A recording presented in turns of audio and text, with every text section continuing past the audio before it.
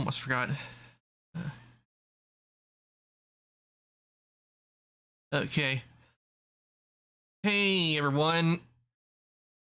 It's Sunday, and I thought I was gonna probably be playing Midnight Ghost Hunt with friends, but I don't think we are, cause one, I don't know if it's happening, and two, I went to do a quick update on Midnight Ghost Hunt, and unfortunately, the stupid thing decided to give me corruption disk crap, so I had to uninstall Midnight Ghost Hunt, and I have to download it, re-download it completely directly onto the computer because it won't work. It won't download on the hard drive, and plus, it even if we were gonna play, I couldn't play today because I don't want to waste the data on uh, um my hotspot that I use for streaming, because then that would mean less time to stream, and my regular ISP internet is just completely crappy, and so I can't do that.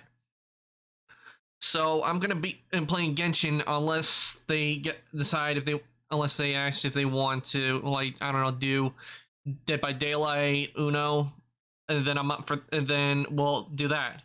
But until then, I'm gonna be playing Genshin. And oh, I almost forgot, I need to make the label change. Just a second. Also, one thing we're gonna do before I do play Genshin, start Genshin, is my friend Chibi. She did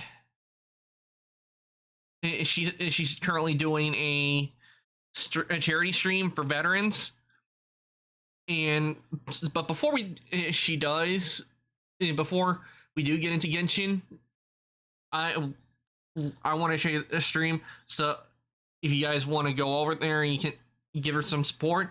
And also, I'm gonna and see and we'll see what she see her and see what her reaction is. And also, Darklink 4416, thank you for the follow. I really do appreciate it. Thanks a lot. And if you guys haven't noticed, if you look at the goal, we are just five followers away from the goal. Just five, which I think is good. I really appreciate everyone who comes to the streams and follows. You guys are amazing, and I mean it, because when I see everyone follow me, it really makes me happy that you guys are enjoying what I'm doing. It does, and is what reason I enjoy streaming, is seeing that other people enjoy what I'm doing. And not to mention, I enjoy getting tongue tied. Is I enjoy streaming, and I enjoy doing 3D modeling. Those are one things that I love, and I also love playing video games as well. Video games have been a big part of my life, so that's why I was there supporting Chibi and everything. So before we get into Genshin, why don't we go over there and say hi? Say hi before we start Genshin. Okay, so let me just... And why is it not up? Maybe, did I put it in the wrong place?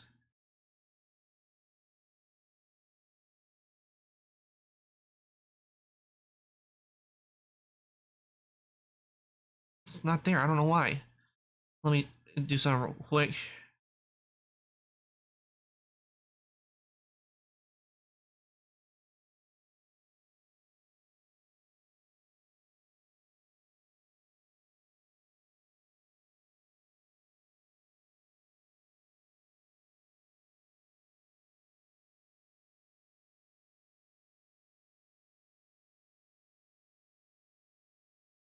I don't know why I can't get it.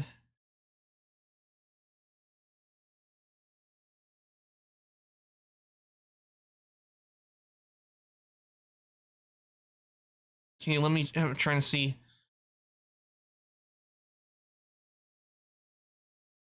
Let me try game capture, see if that maybe that'll work.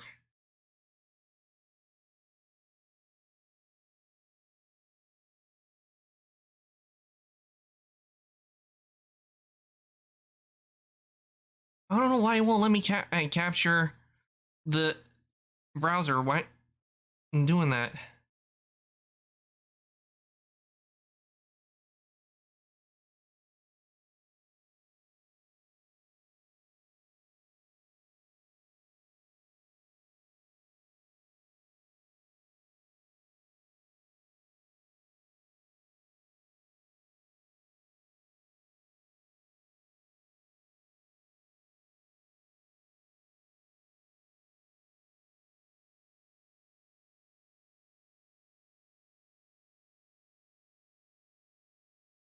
I don't know why it won't let me show it. Maybe I should try display capture, see maybe that will work.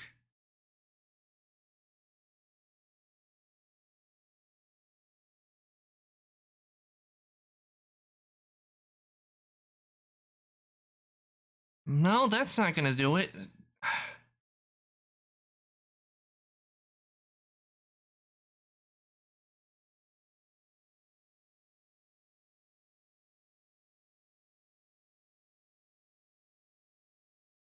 I had it up earlier. I don't know why it's not showing now.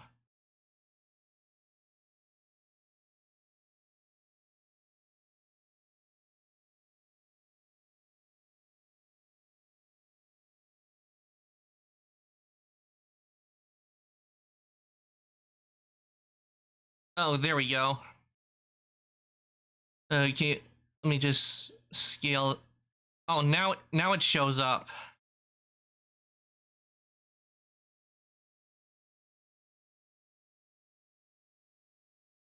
Okay, let me turn the volume on so you can And hear. that's your time to ask.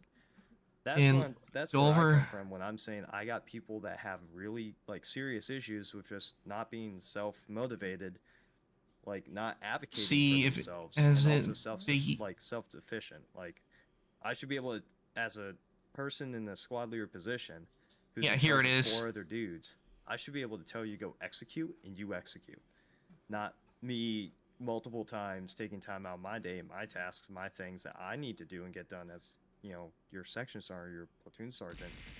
I should not have to do that and worry about like, is he doing that correctly when I showed him 4 other times how to do something. Mhm, mhm, mhm. And I don't know what it is. All I know, one thing I've definitely have learned is you cannot beat immaturity. I've fought it so many times and I've You only can't. stressed myself out, and now I'm just like I'm done. I'm not even gonna bother fight anymore. Yep. You just have to be above it. Mhm. And kind of how I've beaten it. So I found ways is like, okay, cool. You want to be immature? And I mean, we have the means to. We're mortarmen. We can break the guns out, like the 81s and tubes, and do gunners drills. And I'm like, cool. You want to be immature? If I win, you shut your mouth for the rest of the day. If you win, I will like listen to you for X amount of minutes, or like you can choose my punishment, right? Uh-huh. Like something equally is worth it. And that's when they usually shut up because no one in my battalion or my unit has beaten me on the mortar. And as far as they're worried about, like everybody says that the times that I used to achieve See, are she completely see right inexcusable and there. She impossible, enjoyed and it. said, "Well, Enjoyed I getting did it." needed. I Let's do. also How said, about we "You do a guys all little? have to How about let me see if I see can me do do it." So I don't know do why you're saying one it's more. impossible. Eat. You guys just don't have the winner's mentality, especially as infantrymen. Like you don't have the winner's mentality to get there. You don't want. You're not that hungry for success if you're just saying that it's impossible.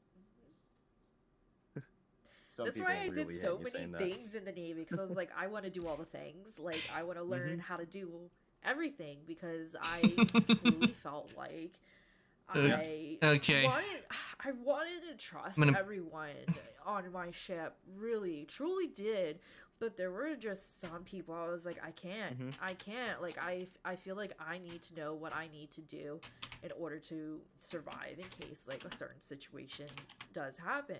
Of course, I Yeah. did have my people that I did 100% trust and knew they could do the job and do the things that they It need was to a small do. circle, though. I bet. Yes, it's a very small circle, and it's sad. Like you're supposed to be able to trust each other with each other's lives and things like that. But Exactly. there's some people that just don't get it, and unfortunately, they won't get it until Mm-hmm. somebody dies. Um, Yeah. and it sucks. It really sucks. But It's thankfully, I literally. did all the things. I did all the things. I was a firefighter. I was security. I drove 2 different types of ships. I Yeah. helped with cargo. I helped with helo. Like You've any, done so much compared to like I me. have. But what is kind of sad though is, yes, Okay, I did all these different types of jobs, so but that I was I'm also gonna mute unsatisfied that. because I So felt like I wasn't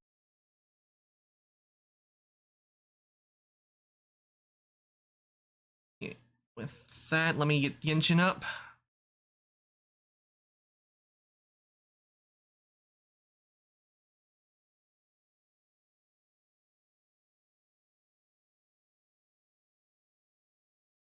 And if you can't, and one guys, while actually, you know what? I'll leave it up, and you can hear while I get Genshin up. And if you guys want to go over and show support, I wish I had more training in it, but also to if I Chibi, did, I do that wouldn't be able to do because the job that both I her and actually know Benji, how to do they're really good people. I for. really enjoy their streams, exactly. and also And good that's friends of something- mine. So if you can, and do that- support them and because that's they're kind of- doing a charity for as much as it veterans. sucks, I really you know, would that appreciate being you off guys of if you did. saying, like, You go over and until somebody see dies, or just accepted reality. if you did give them some support. That's something that I harp all the time. I'm saying you guys need to know, and luckily we have our rotations through JRTC down in Louisiana, where it's a simulated deployment in combat, and I always harp. I say you need to know the job, like the position above you and past you. Like you need to know those because they are really relevant when somebody gets shot in the head. And like if you don't know how to do the basic I things, just wanted to, I just really how to like be it, wanted to show self-sufficient support, and just go into survival mode, have a little fun as then, well. like, there's nothing I can do to help you, and that's kind of where I'm hands off. But by God, I'll drill it into their head on how important it is, because I can't sit there and teach them everything they need to know about survival. I can't teach them everything that they need to know about how to process missions, how to do anything like tactical, because there's so much.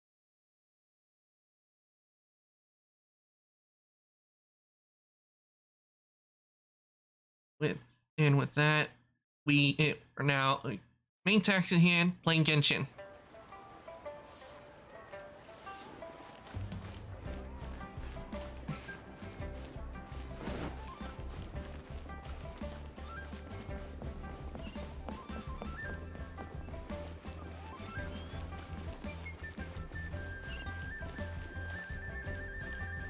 Ah, we're back here. Continuing where we left off, and we're working on the Teapot quest. Miss Yenfei, it's you. Has something happened? Did the client from last time, Have no further trouble from then on? Yes, of course. I'm just here to ask you a few questions. Has a merchant by the name of Crossel asked you to put him in contact with a jewelsmith recently? Krosel? Yes, I remember him. He's a merchant from Snezhnaya, no? Yeah, he came to me with a chunk of something he called Smaragdus Jadeite. The design of the hairpins that he gave me was quite intricate, so it took me some work to find someone who was up to the job. Eventually, I found an older jewelsmith who made them exactly according to his specifications.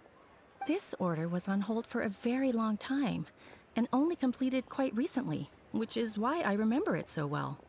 Doesn't seem like there's any evidence to be found here. Miss Inksy, I'd like for you to confirm for me once more. When Mr. Crossel commissioned you to find him a jewelsmith, did he or did he not assert that the material he presented to you that day was called Smaragdus Jadeite? Yes, I'm sure of it. The hairpins were made using many expensive materials, and the asking price was quite high, so we had to put this transaction on record with the Ministry of Civil Affairs. Mr. Krosel wasn't very familiar with the necessary procedures, so I filed it on his behalf. I also kept a copy for my own records. See for yourself, the item is called Smaragdus Jadeite Twin Phoenix Pins. The inlaid gemstone is recorded as Smaragdus Jadeite. The document even has the official seal of the ministry on it. Thank you, Sinksy. Now, could you let me borrow this document? Sure, it isn't serving much purpose here anyway. I take it then that there's been some more trouble? Nothing you need to worry about, just a minor issue. I'll return your document as soon as I'm done with it. Thanks again! Why is everyone's first reaction always to assume someone or something is in trouble? I believe we have almost all the evidence we need. We just need to make one last trip. Let's go to Boo Boo Pharmacy to speak with Dr. Baiju. Going back to Boo Boo Pharmacy, I guess. The weirdo Okay. with the snake around his neck? What do you want to speak to him for? Because only he can provide an authoritative statement confirming that Smaragdus Jadeite is harmful to the human body. Once we have this final piece of evidence in our hands, we can wrap this case up.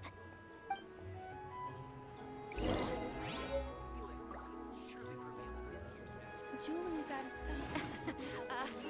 Join the Adventurers Guild.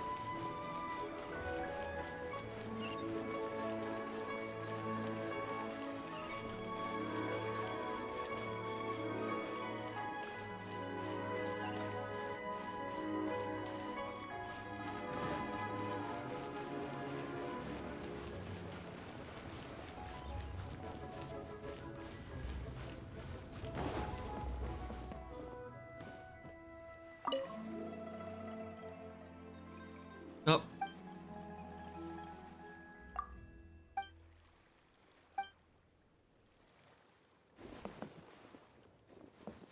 There's Baiju, okay? Let's talk to him. My, to what do I owe the pleasure? Though I'm afraid that if you're looking for our little Chi-Chi, she's out gathering herbs. And if it isn't Miss Yenfei as well, now that's an even rarer honor. What business brings you here, might I inquire? Some charlatans peddling ineffectual medicines again, no doubt? No. I'm here this time to ask if you're familiar with Smaragdus Jadeite. Smaragdus Jadeite? Why, yes, there is some information about it included in the 6th commentary on the 7 Mountain Treatises. The 7 Mountain Treatises states that this substance springs forth from stone marrow within the mountains and will bring disaster to any mere mortals who touch it. It is abundant in elemental energy, so if someone without a vision is in contact with it for a prolonged period, best case scenario, they fall ill. Worst case scenario, they'll suffer great changes in personality and their illness will only ever get worse. Anyway, I'm sure you didn't come all this way just to chit-chat. Knowing you, Yenfei, and given the specific nature of your question, I suppose that you're about to ask me to write an official affidavit attesting to the pharmaceutical peculiarities of Smaragdus Jadeite? That is indeed the case. If you would be so kind, Dr. Baiju. No trouble at all. It's just a single document. Won't take me a moment. I would mention, though, that you are not the only one who's developed a curiosity for Smaragdus Jadeite recently. A Snezhnayan merchant came to ask me about it not long ago. But after I gave him my reply, his expression shifted to one of remarkable disappointment. I wonder, Miss Yenfei, if your pressing business might be related to this Snezhnayan merchant? Yes, it is. You needn't concern yourself about that, Dr. Baiju. Thank you for penning us that document. I'll make sure to compensate you in due course. You're too kind. Take care now.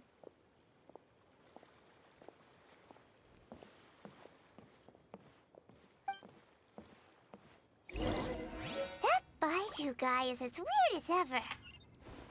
Is it just Paimon, or does it feel like he was fishing for something back there? Dr. Baiju's always been like that. Well, we have the evidence we need. Let's go find Mr. Crossell.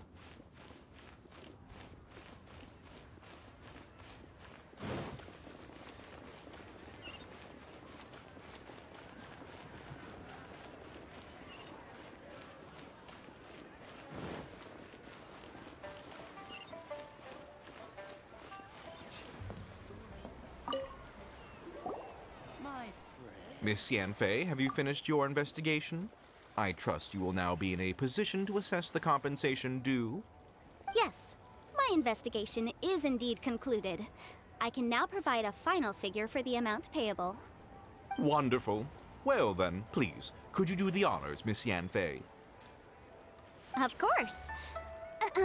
According to the stipulations of the contract, Mr. Crossell, you must pay Mr. Chow 10 times the original transaction price in Mora. Sure. Wait, what? Me pay her? Surely there's been some kind of mistake, Miss Yanfei. Not at all. According to my investigations and the material evidence that we've gathered, the substance claimed to be Smaragdus Jadeite that was inlaid within the Smaragdus Jadeite twin phoenix pins that you rented out to Mr. Chow was, in fact, Smaragdus Nephrite. Now, the contract states very clearly that 10 times the price shall be paid should the article not be genuine. Accordingly, you are liable for this sum, which is payable to Mr. Chow in Mora. Material evidence? What material evidence? Why, Miss Yanfei, you cannot frame me like this. I spent a huge sum to obtain that Smaragdus jadeite, and yet you claim that the ore inlaid on the hairpins is somehow fake? I demand to see your evidence. Indeed. Only a testimony from an expert witness involved in the processing of the ore can serve as an authoritative assessment of whether it is genuine. Traveler, please produce the evidence in question. This is a processing record from the Jade Mystery, along with stone samples and an affidavit signed by the business owner, Chateau. Seriously? Even the boss there couldn't differentiate between Smaragdus jadeite and Smaragdus nephrite. How does this prove anything? In any case, Smaragdus nephrite is the outer layer of Smaragdus jadeite. So I had him cut away the nephrite, he returned the valuable jadeite core to me, and some nephrite samples remain in the store. What am I missing exactly? That's an unsubstantiated belief. Well, your claim that my ore is fake is just as unsubstantiated. And we are here to talk about evidence, aren't we? Ugh. Looks like our first piece of evidence didn't convince him at all. Seems like he came prepared. What should we do next?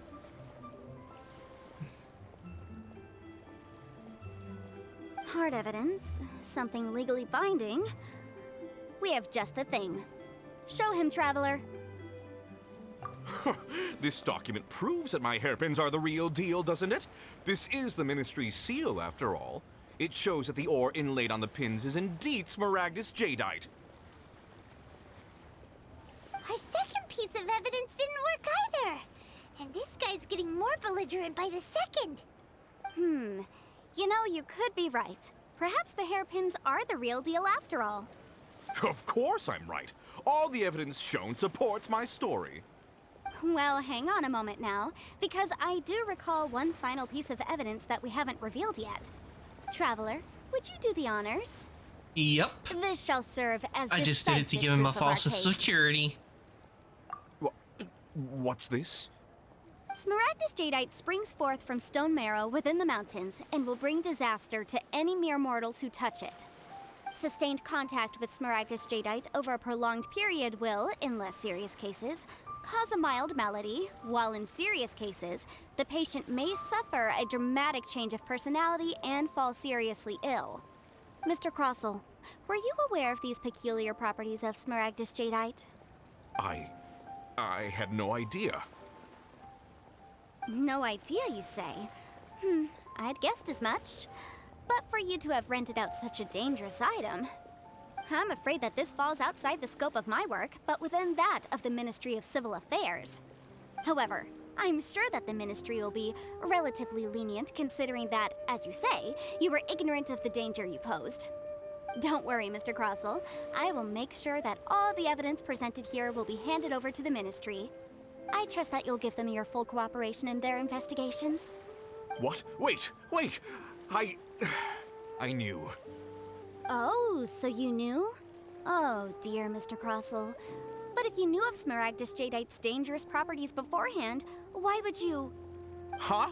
No, The hairpins aren't actually inlaid with genuine Smaragdus jadeite? Is that what you were about to say?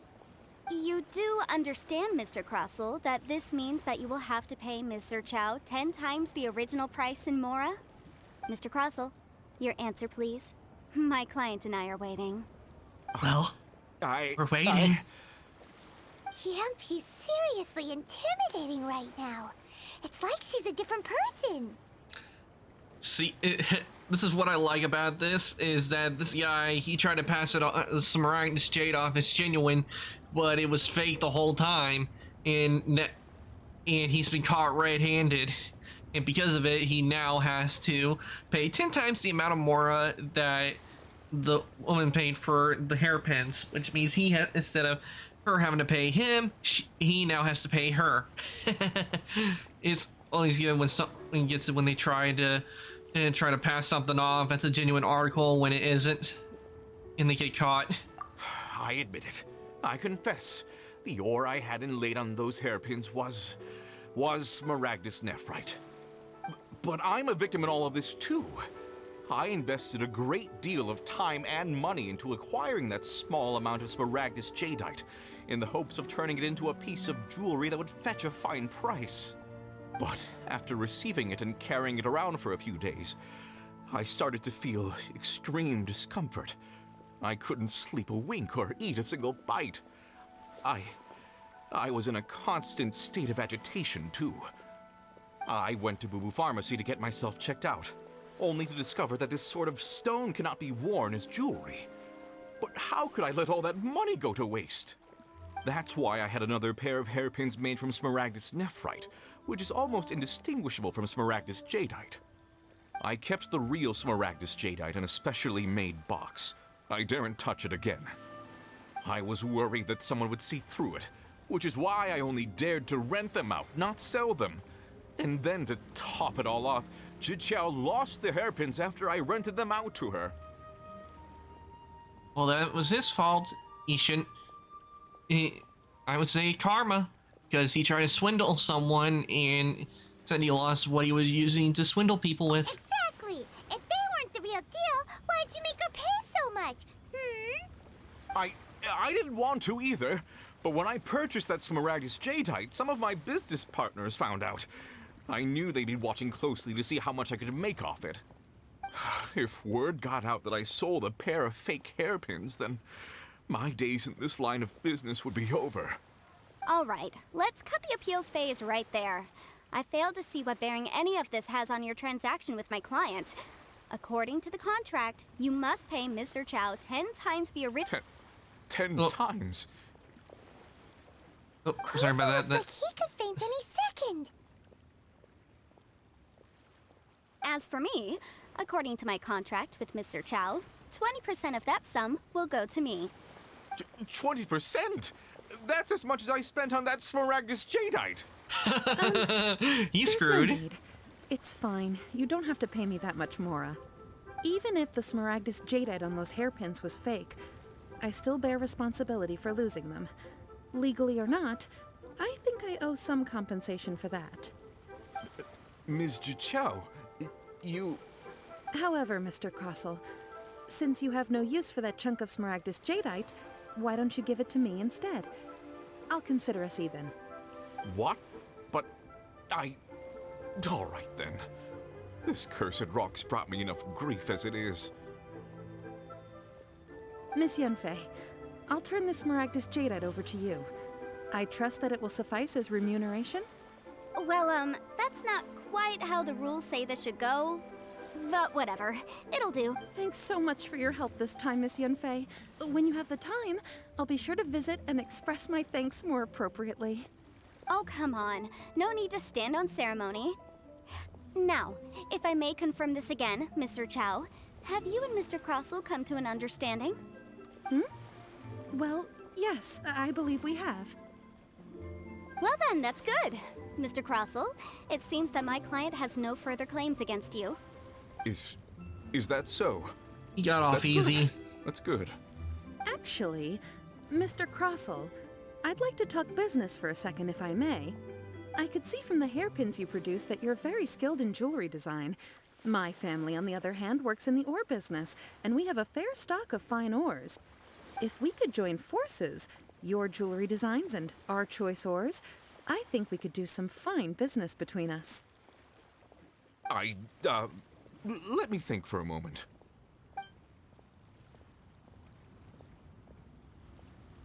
Well, that's that. And we've got the Smaragdus jadeite that Granny wants too. All's well that ends well, eh? Yes, though there were some twists and turns along the way, yep. And in my opinion, like I said before, the merchant, he got off easy when it came to the Smaragdus jadeite and what he would have to pay for them. He got off easy. But because me, I would have taken him to cleaners and made him pay what he was due. Exactly.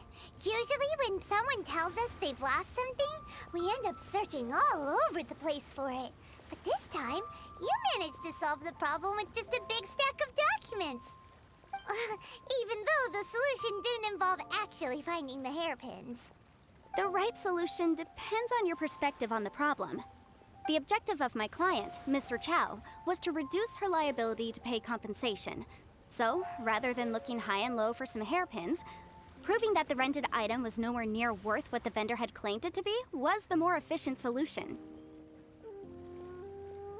An Adeptus. Speaking of, you took part in that battle, didn't you? In which case, you would have heard what Granny said. Liyue Harbor is now a city ruled by humans. The title of Adeptus means precious little to me compared to my job as a legal advisor. In any case, don't you think that the Liyue Harbor of today needs legal consultancy far more than it needs adeptal powers? Paimon can think of someone who would definitely disagree with your reasoning. I think there's more than just reason involved here, Paimon. Well, Yep. since we got what we came for, it's time to pay Granny a visit. I bet she's been on tenterhooks for a while now.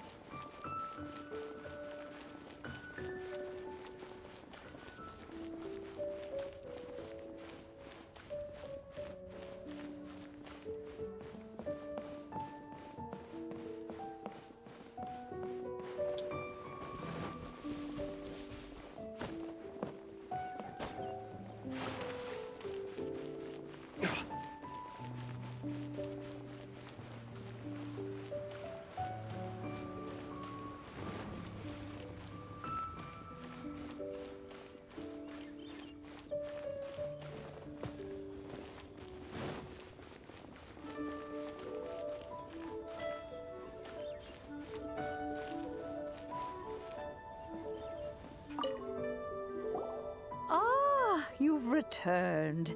How did it go? Were you able to find the Smaragdus Jadeite? Good, good. Then we have all the materials we need. Oh. Hold on a sec. Do something real quick.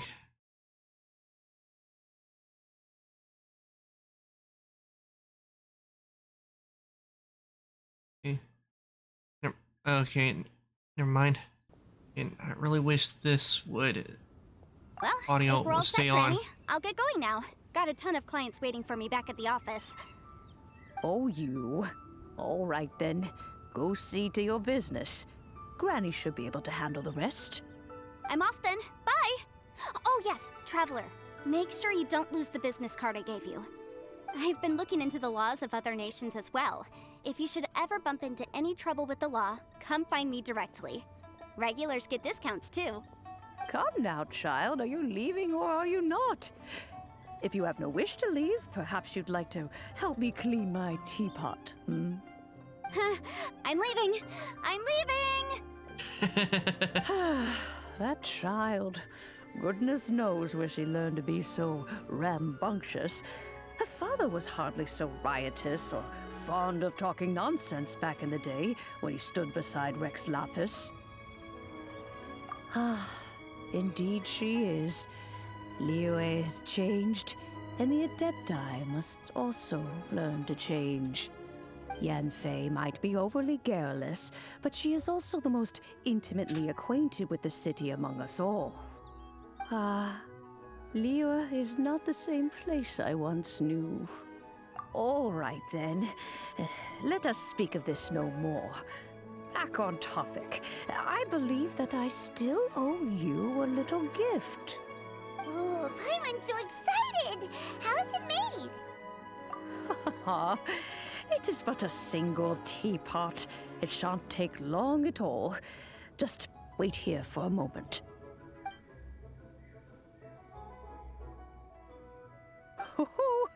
There we go. This Serenity Pot is all yours now. Hold it firmly. If you were to drop it, oh goodness, who knows what might happen. Take these blueprints with you as well. You'll need them if you wish to make your teapot a little more lively inside. Wait a a minute, Granny. How exactly are we supposed to use this teapot? Oh, you needn't worry about that. I've already arranged for a certain little helper to await you within this teapot. She will explain everything you need to know about it. Little helper. Okay, the miraculous teapot known as pot. Nice.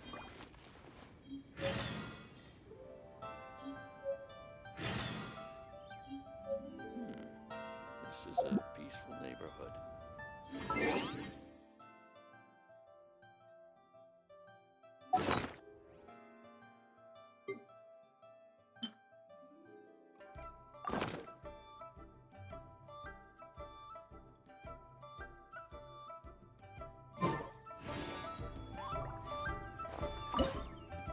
Entering the pot.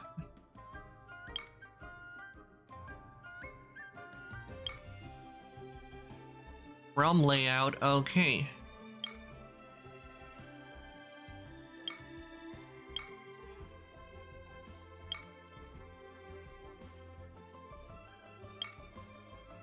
Hmm.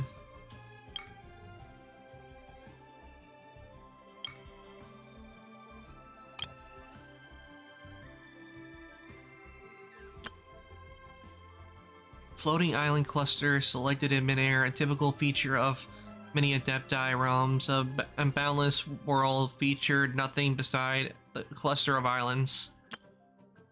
A cloud-piercing mountain peak with what's looks but inside a teapot that the highest mountain probably reaches no higher than a stalk of a tea leaf. Cool island surrounded by water. One wonders how many cups of tea can be brewed in a vast ocean. I do like this one, but I can't get that one until I'm rank 40. So I think I'll go with the mountain.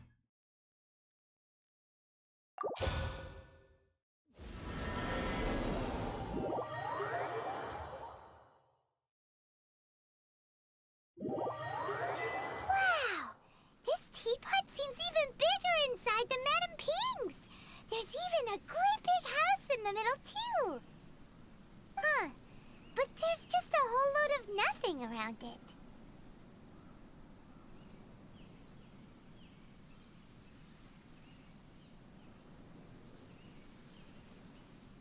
Paimon can't do that. Well, you're the one with the sword anyway. You do it. Still, why is it so empty here apart from that house? Oh, wait a second. What is that?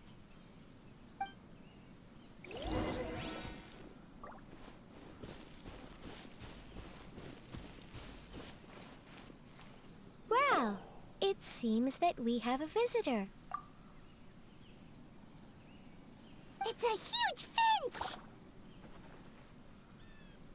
Excuse me, I am not a finch. I am a teapot spirit, and you may call me... hang on a moment. What am I supposed to be called again? Oh, call me. I suppose you may call me Tubby. So you're the little helper Madame Ping mentioned?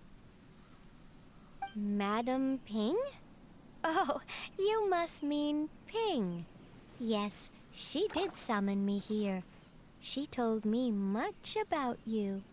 You may leave all matters regarding the upkeep of this realm to me. Your journey may be far from over, but at least this way you will not want for a comfortable place to sleep each night. Though it is the Adepti who create realms such as this, they generally do not have the time of day to attend to the banal matter of their maintenance. Thus, we teapot spirits were created to help guard their realms and manage their affairs. You may consider me a butler, if you will. Now, allow me to explain this realm to you. Have you any blueprints on you? Specifically, blueprints with beautiful rooms, chairs, and the like. As long as you have a blueprint, you can refashion this realm however you please. Blueprints? Oh, that's right! Granny handed us some when she gave us the teapot, didn't she? Let's take them out and have a look.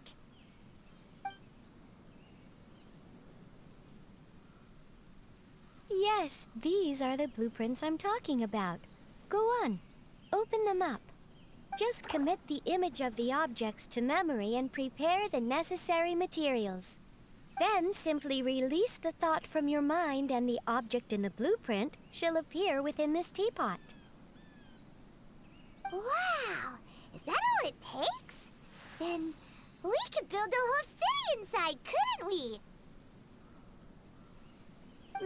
I doubt it. A golden-eyed adeptus explained this to me at some point in the past. He said that even though subspace creation is a product of adeptal power, even that has its limits. This world is not a true one, after all. It provides merely a moment of brief respite from the mortal realm, not a means of escaping it entirely. A golden-eyed adeptus? Paimon wonders who could that be? I hardly remember myself. What's more, I have never seen that adeptus Most likely again Zhongli. since. Well, let's not dwell on that. Have a look around. Best you get accustomed to this realm. If there's anything you would like to ask, just look for me.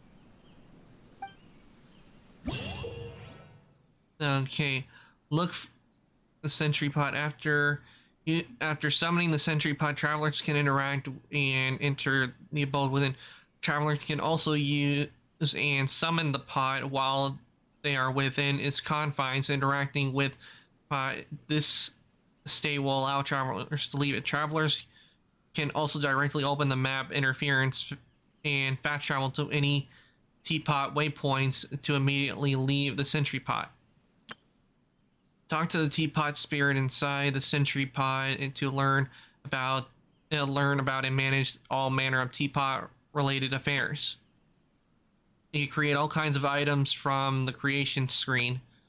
Materials used to create items can be gathered all over the world. Guess After we can rest a attaining bit. after furnishing use and place a function to put it in position. Place furnishing to increase the Adepti energy rank. If your sentry pod, as your Adepti energy rank increases, realm currency will accumulate faster rate. Spend realm currency in the realm teapot to purchase various items. Once in a while, the teapot traveling salesman will visit your abode. There is a chance he'll bring some rare treasures with him.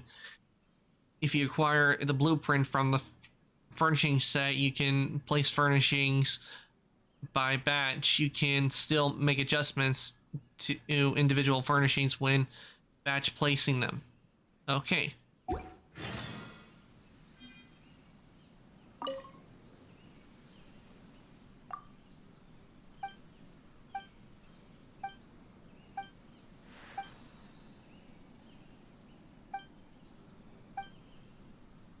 Okay.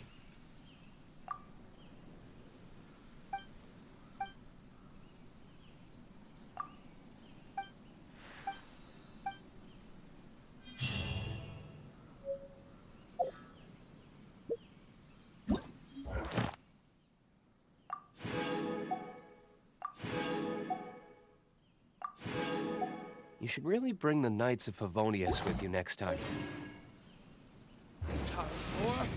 Oh, didn't mean, that wasn't what I was trying to do. Oh, F7.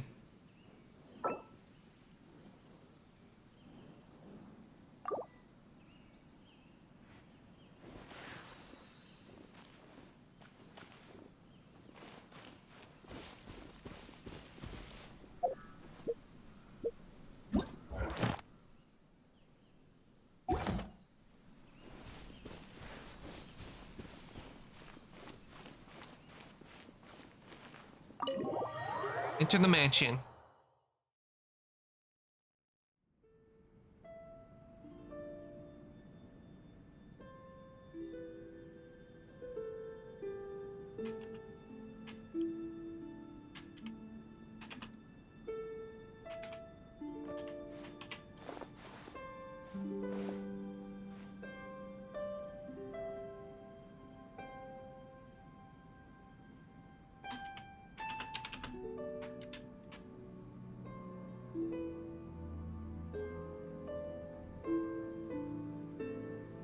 Guess we can rest a bit.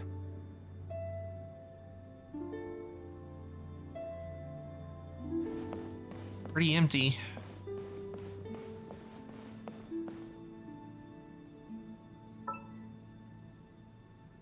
Ah, man, I can't use it.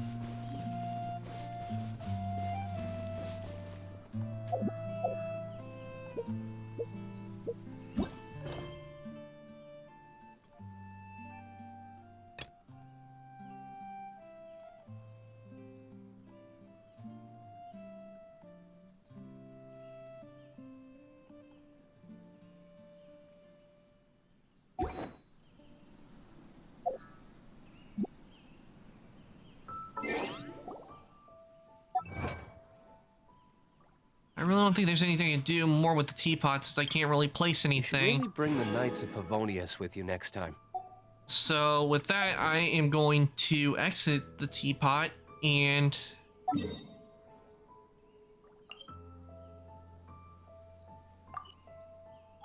Oh, what's this?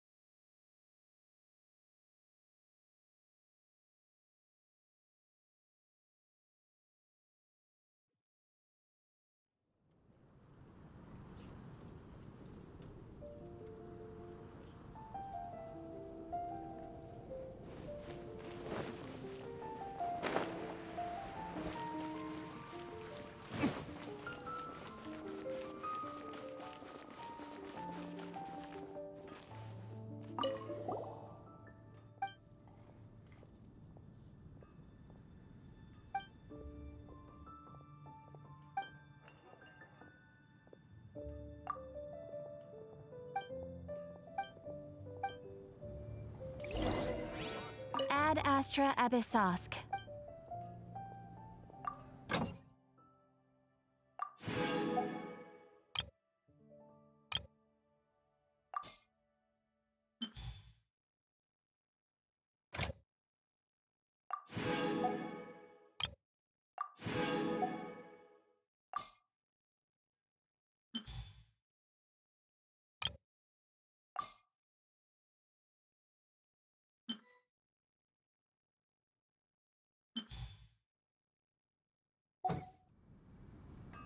Thought I would be able to do more in the teapot, but with that out of the way, let's see what I can do.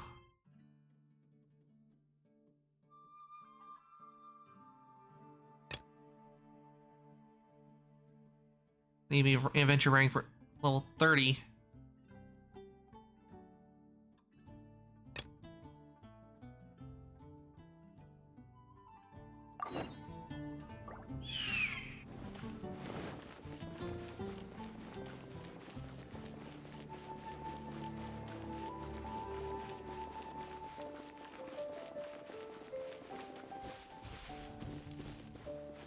Okay, I need to talk to Mondstadt. See here.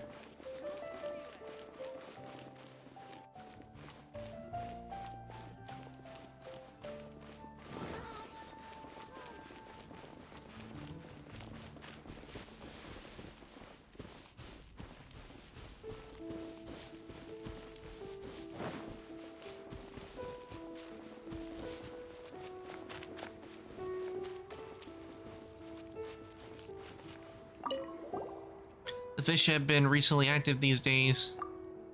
Yes, and here comes the help now, I suppose. Good day to you.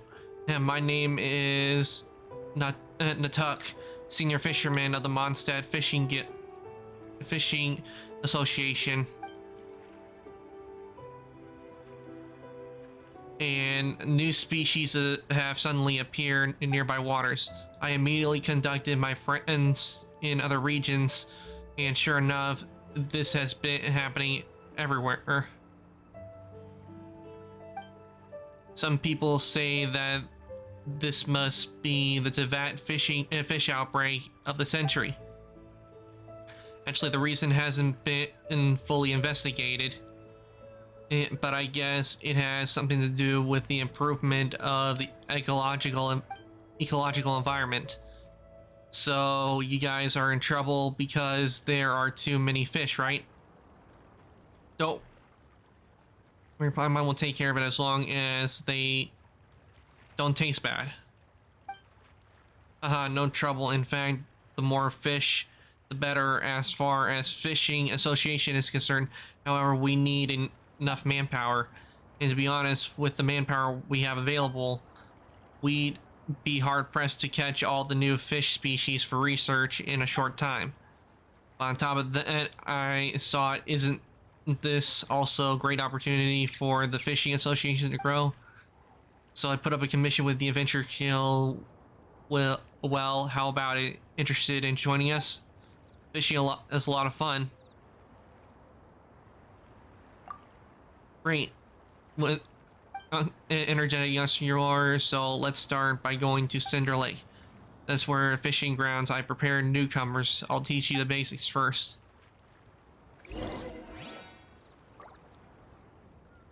Hold on. Fix my screen.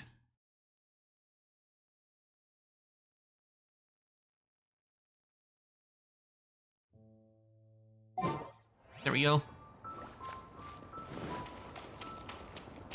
Where is it? Let me check the map. Okay, go there.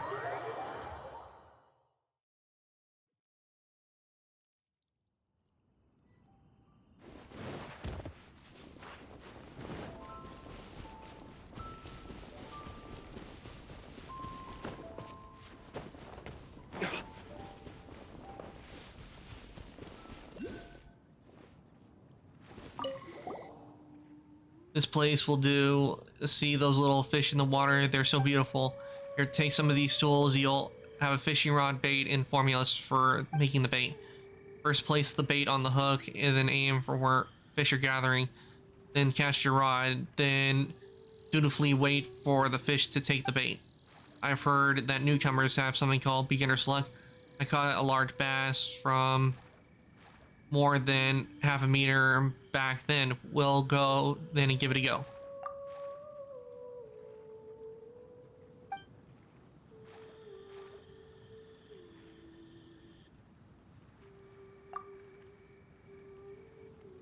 Hey, when did Paimon go from emergency food to wondrous seafood? I see. I didn't realize that you were already experienced angler. Well, then just make it even more exciting to see what you'll catch.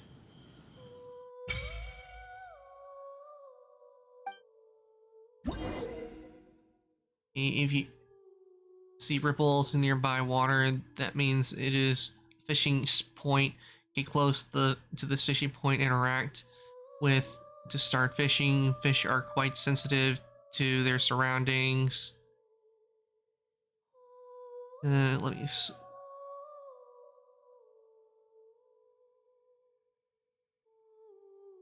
and blah blah blah. Different water bodies contain different species of fish. While preparing the fish, you can view species that can be found where you select the appropriate bait. You can obtain blueprints for making bait from the Mondstadt Fishing Association. Learning them will allow you to bait crafting. No different fish are attracted to different kinds of bait. Hold the cast rod button to enter aiming mode. Let go of said button to flick the bait out. If your hook lands too far from the fish, the ability to track them will be greatly decreased. If it lands close by, the fish will be startled and flee the scene. When the fish are on the hook, click the raise button, or the fish might finish eating the bait and flee. Once you successfully raise your hook, the fish will start to struggle. When the fish enters the struggling state, you can hold and release the fish button to adjust your fishing line tension. Keep the yellow ideal tension zone. If fishing progress will only increase if you stay ideal tension, otherwise progress will drop. Once progress is full, you will have successfully caught this fish.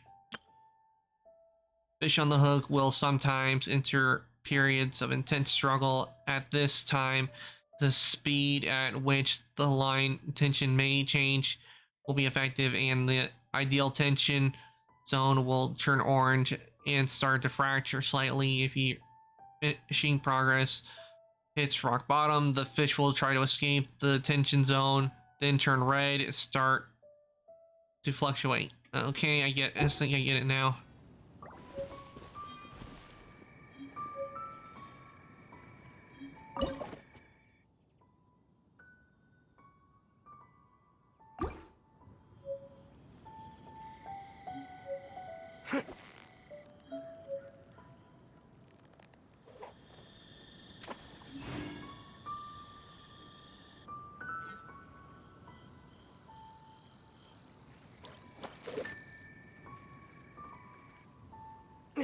Must have released it too soon.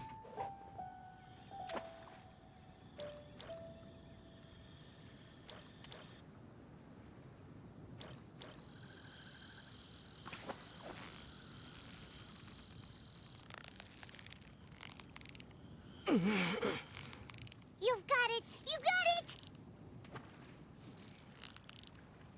What is it? What is it? Okay, so that's how I fish.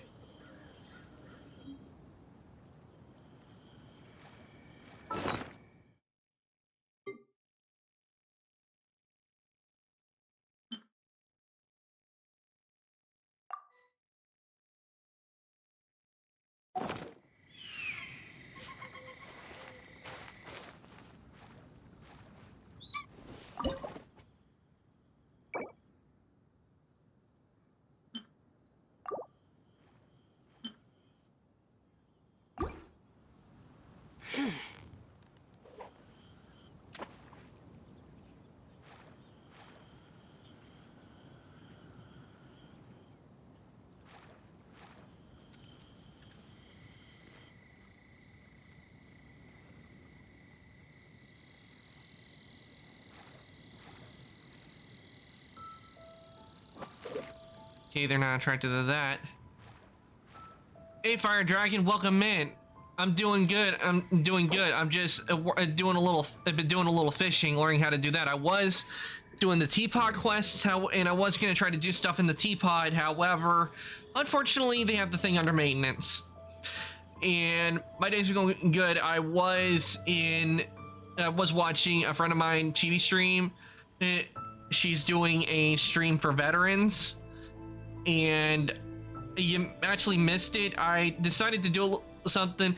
I don't know if you're familiar with the term yeeting, but Chibi has a redeem where you can yeet stuff at her, and I yeeted her right on stream. Yeah. But actually, I still have the source up, and I still have it up. So, if you actually want to say hi to Chibi for me, she's a really nice person.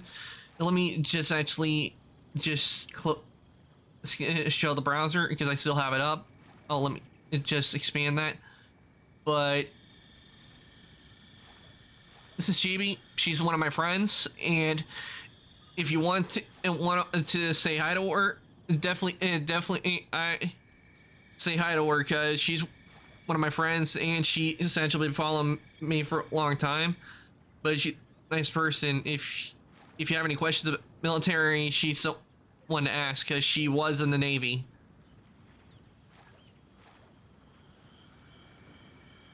And there's actually a bit of a running joke we have with her is she's an Okami VTuber, but we call her Cat. But if you want to, but they call her Cat. But I say she's Wolf Princess, not a cat, because that's what she is. She's a wolf VTuber. But if you want to say hi to her, definitely go ahead. I have her actually in my recommendations, so you check her out. This is her this is her channel right here. But anyway, my day's been going well. I've just been doing some fish and doing some stuff in Genshin. I don't know if I was gonna play with them in Midnight Ghost Hunt or not today because she was doing the charity stream, but unfortunately I had a little problem with Midnight Ghost Hunt. I was gonna do it, had to do an update, and unfortunately I got corrupt discs, so I had to uninstall the game Guess we completely, can rest a bit. and I have to reinstall the whole game. And trust me, you'll like Chibi. She's a very nice person, and actually, you know I have a server Fire Dragon, but I frequently can check on things when I'm in her server, and also other servers is where I usually do hang out, and in that server a lot. So, and trust me, it's fun to she's a fun person.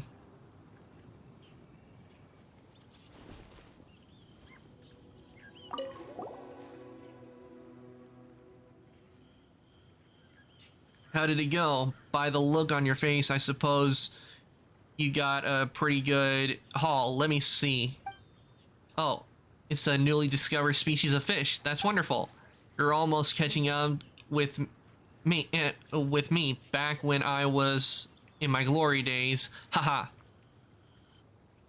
Can you also catch a fish with your bare hands? It seems those ordinary little fish are walking the park for you. I should consider giving you something of more challenge. You might not know, but even fish from the same species, they have huge differences between individuals because of the differences living in environment of food. Even though they all look the same, some individuals are particularly active and energetic. They jump out of the water from time to time and are very eye-catching. Oh, nice. I'll let you know if I do need help with something. I'm pretty sure I might, since I can't really do any of the quests, and I can't do anything in the Teapot, because if I want to do anything in the Teapot, it's under maintenance. I'm just really doing the quests that are in blue. And let me see.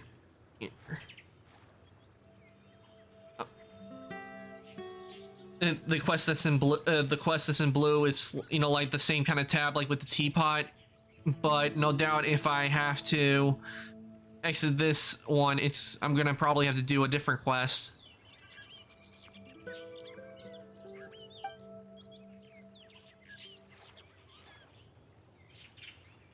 Okay, these individuals are superior by far in terms of both commercial and hobbyists buy them at high price, keep them at home in their tanks for ornamental purposes. This is why such fish are called ornamental fish. No, there isn't. Ornamental Paimon. How can there be so many kinds of Paimons? Yes, that's precisely how it works. Looks like you've gotten it already. Recently, there have been many ornamental fish active in the waters near Stormbearer Mountains, which I have marked on your map. Let's go over there and check it out. Ornamental fish, they are certainly lively and more valuable specimens of each fish, known as ornamental fish, and fishing points such as fish have them will be more obviously ripple effects. Ornamental fish can be raised in a pool of sapphire grace within your Teapot. I don't know how to pronounce it, but basically I'm just going to call it the Teapot since that's what it is. You can obtain the blueprints for building the pool at the Fishing Association in Leeway. Okay. Okay, let's see where it is on the map.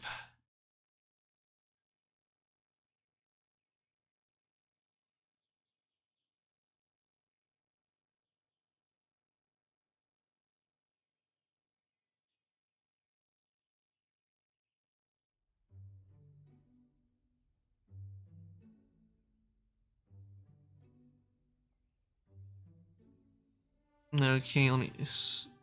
Hey. Sorry, I was just sharing on something real quick. Okay, I need to go here. Oh, by the way, hey, updates, but Fire Dragon, how's your drawing been going? I hope it's been going well.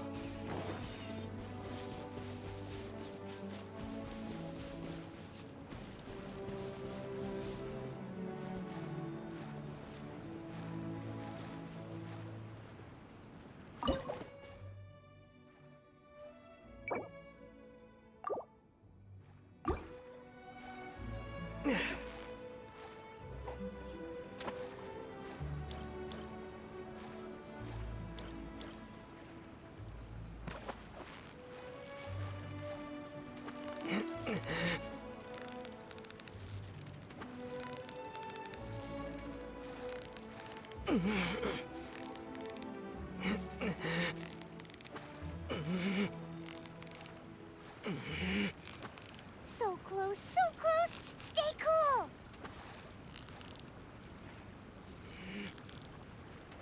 Paimon thinks you've earned yourself a new title! Favonius Fish-Catching Extraordinaire! Oh, a whole. Oh, I just found.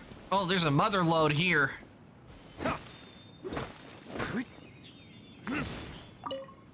Look at all this ore.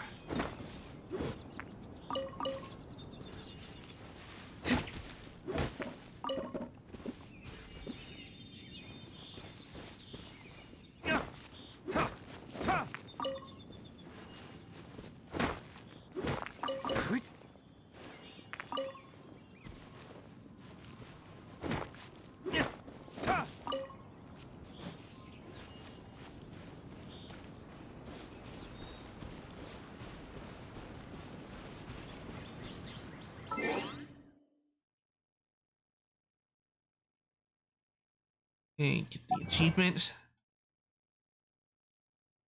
Achievement, where is it? Ah, here it is.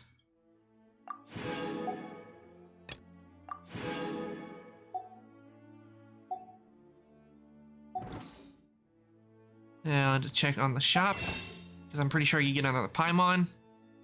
Yes, I can. And you know how many this makes for the wishes? I now have up to 30 wishes stored right now. I still have a lot to do at the guild. How about you take a rest while I go back?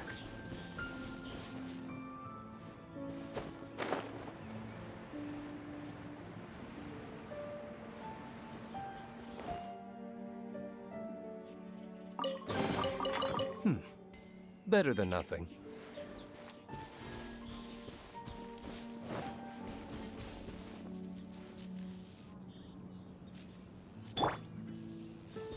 Let me scry.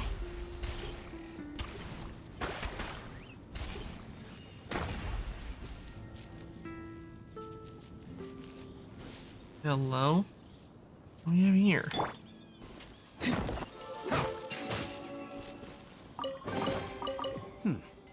Better than nothing.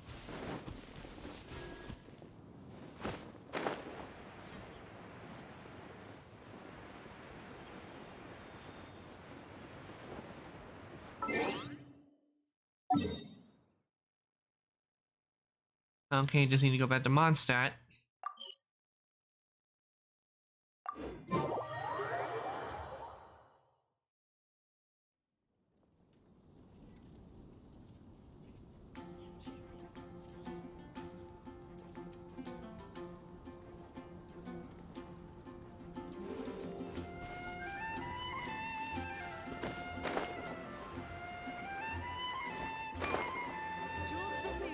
Come take a look.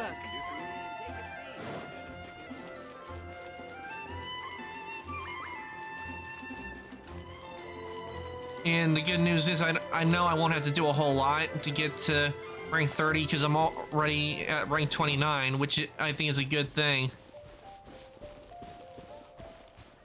And I'm pretty sure I know where I'm heading next, and that is, if I remember, Inazuma, remember that's the name of it.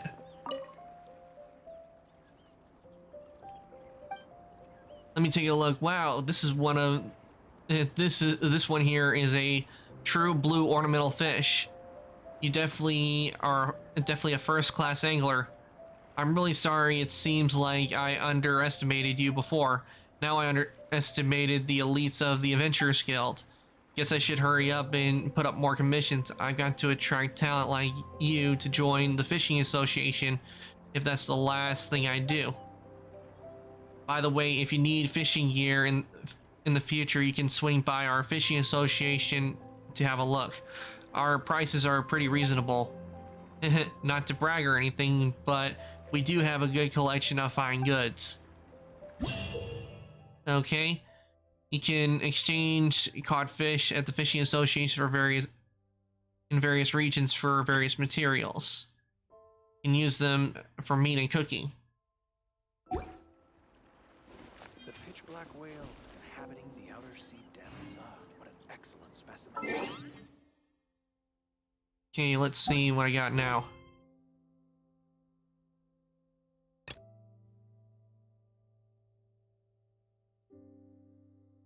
Oh yeah, I just remembered I got this one.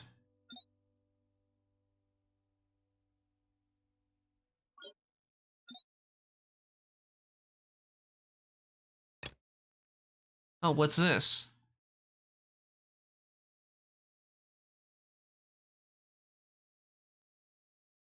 Oh yeah, I forgot I need it. I had this one I had this quest as well.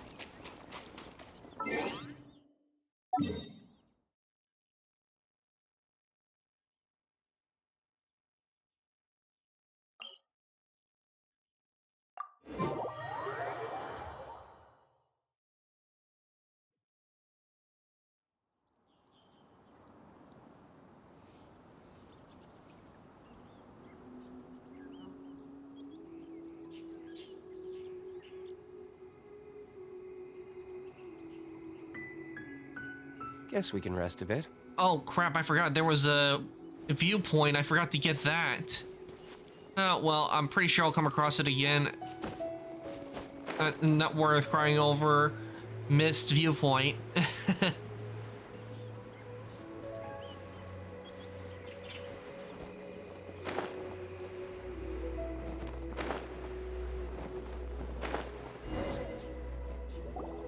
Let's see.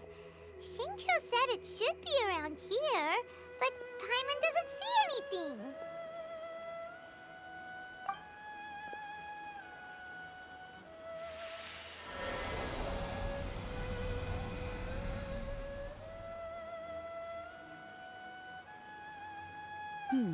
This place was hidden using a special Adepti art. But now that I have removed it, we can inspect the area more closely. Yep. I didn't know it was that. Amazing! Yep, let's take another look around. Hey, look! Is that a new Sealy over there?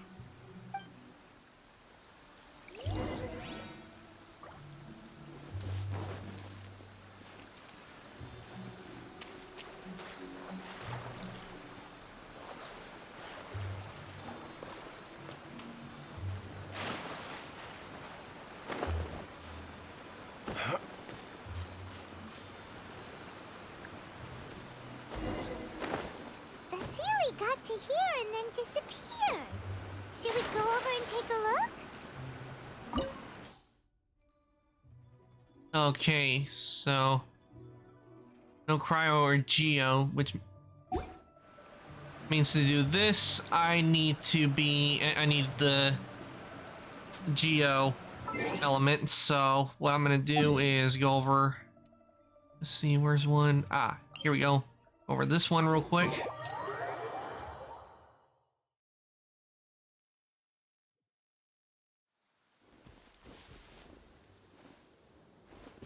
And switch over to the geo.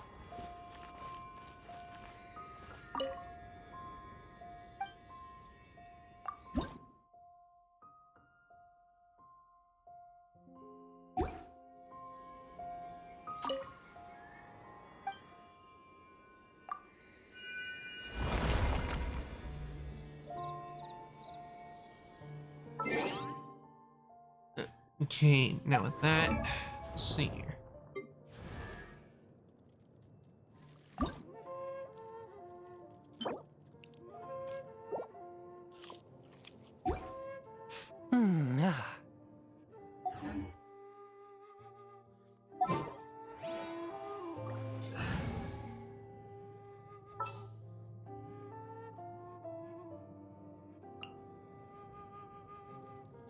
Time for some training?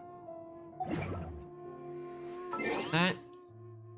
Okay, I think it might be good. Time to head back over to the marker.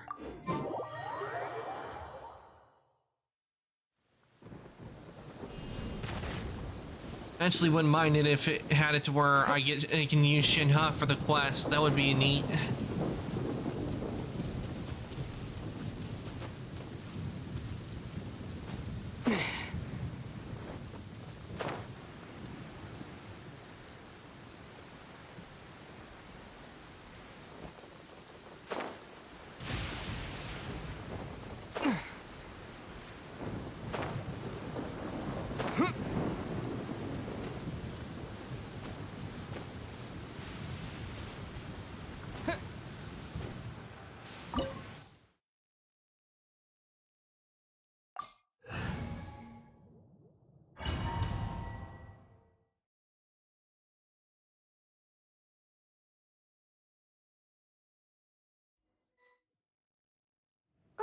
What?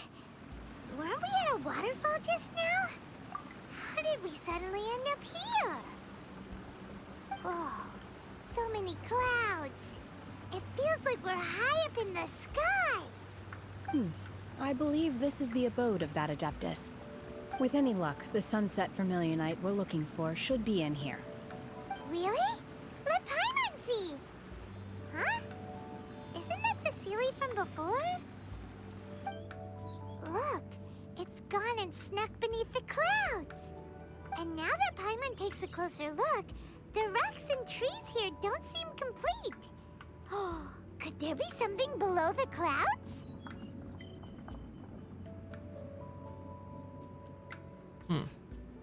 There could be. These are not real clouds. They are the product of an Adepti art used for spatial partitioning. If we want to go down, we must first destroy the mechanism that is maintaining the Adepti art. All right, then let's do it.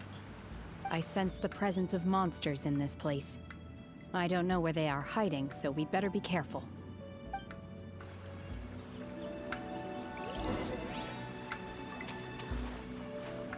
Oh, sweet! We get Shinha on our side. I like this quest already.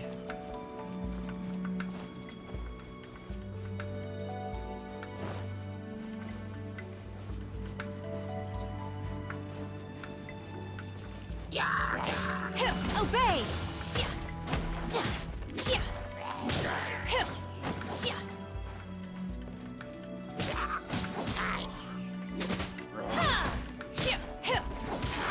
Manifest!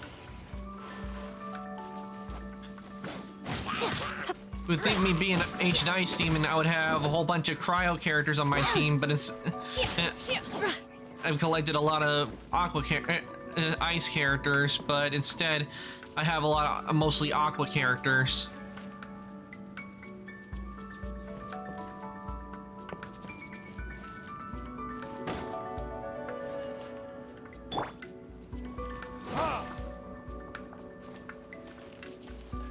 Okay, what do I do? Let's see.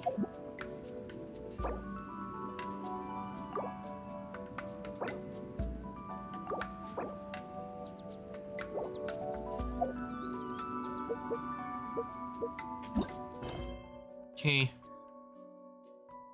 Razor should contain time to try your luck.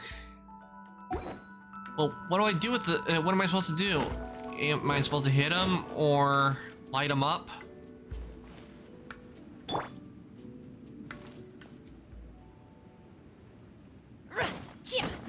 Unleash!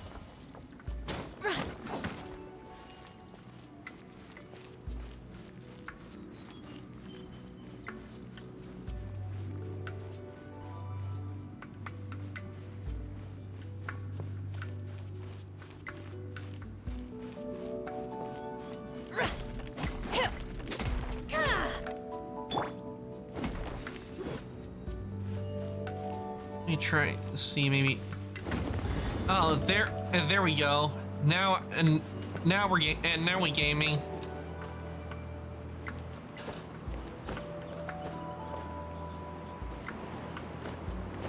And why am I not jumping up? Why is the glider not happening?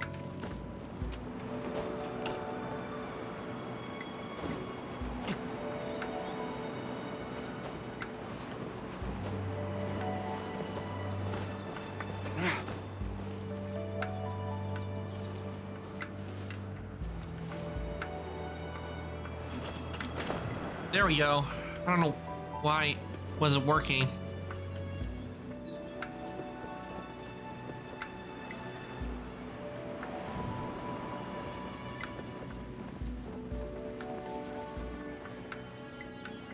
Now I'm getting the hang of this.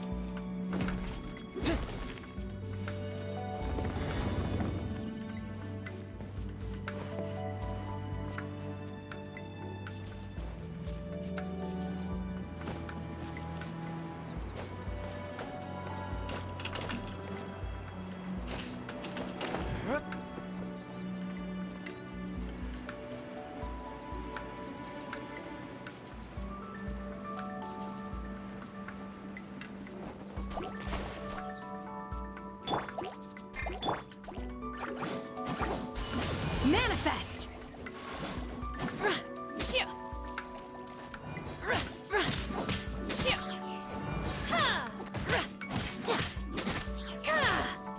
Unleash!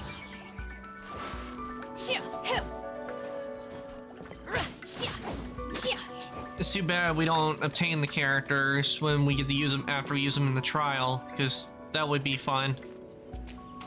Manifest!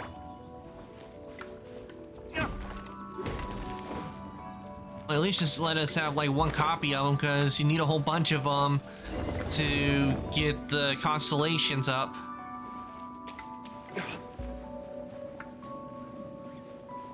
It appears that we've been taken for intruders.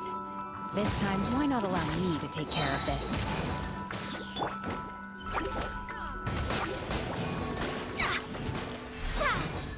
Shadows of fate!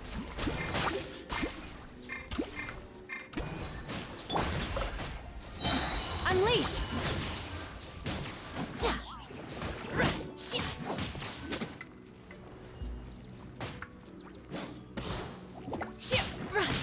Cryo Incarnate!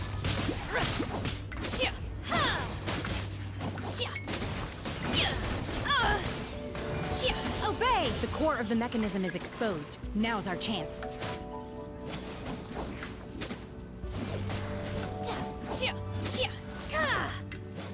Unleash! And there we go. All's finished. Before. Whoa! We're gonna fall! No escape! Man. Sorry. Is everyone okay? Look! The Celia's disappeared beneath the clouds again! It looks like we need to go further down. But before that, let's destroy the guard mechanisms on this level first.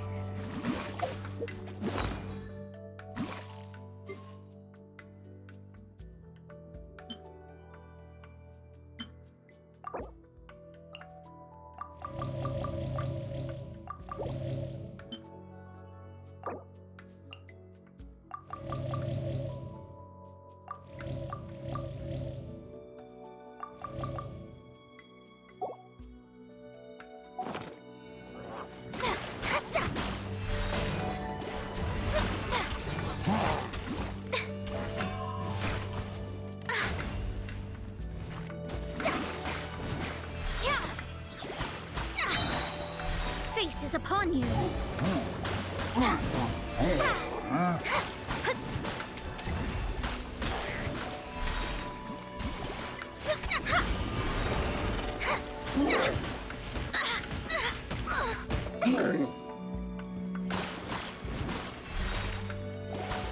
Let me scry.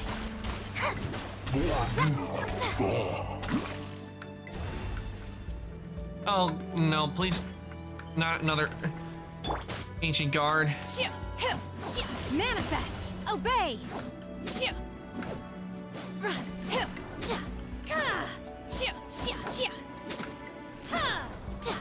Please tell me I don't have to fight another guard.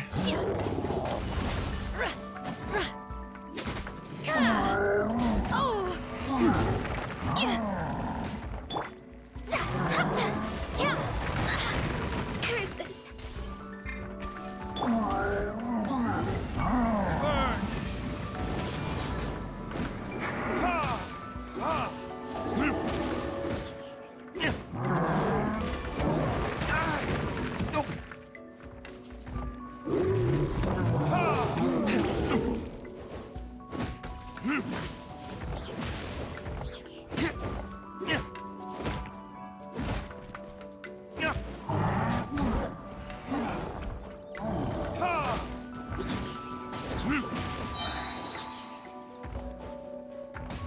Verdict is...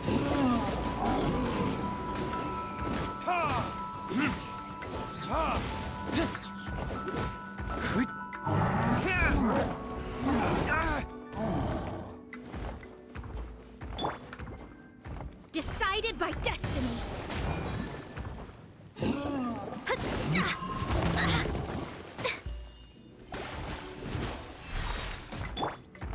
Unleash! Obey! You'll regret that!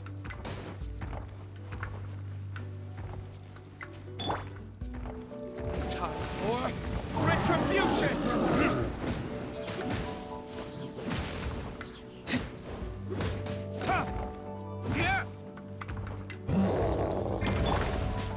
Submit for judgment. Swift and... But how?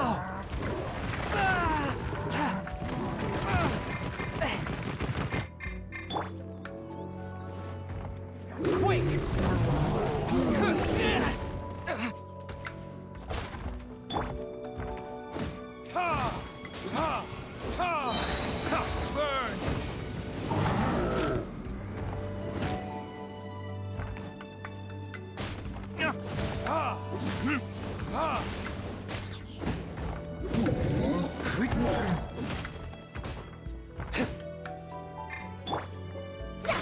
Fate is upon you. Leave my space.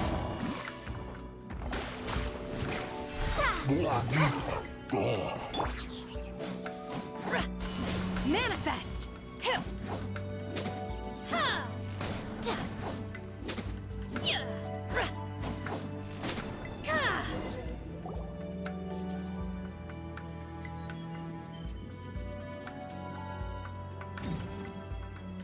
Oh no.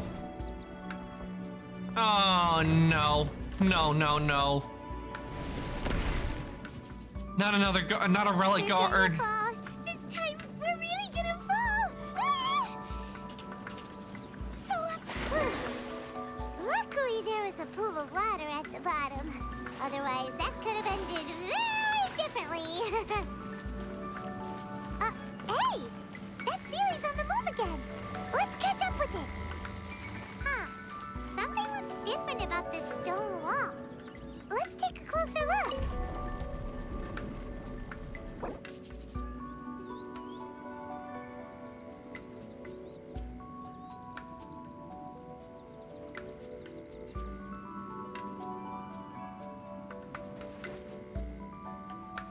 Just checking out, adjusting some things. Make sure everything's working right.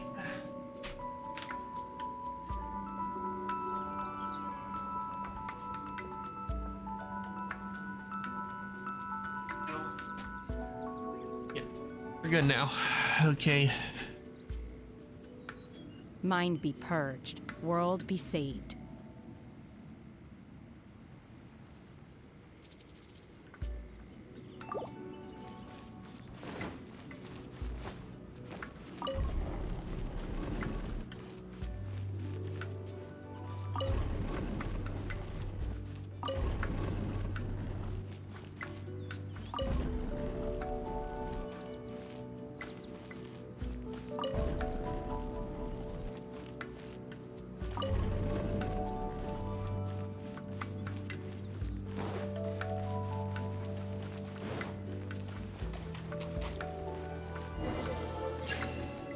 Obey!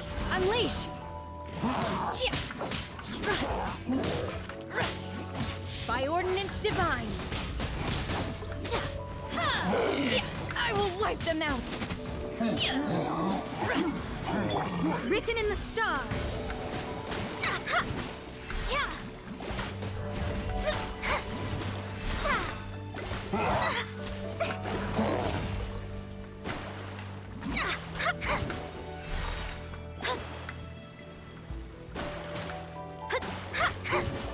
Shadows of fate. Obey! Manifest!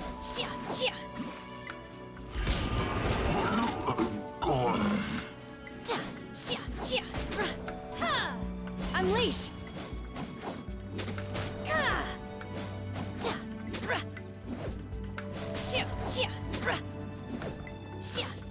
Obey!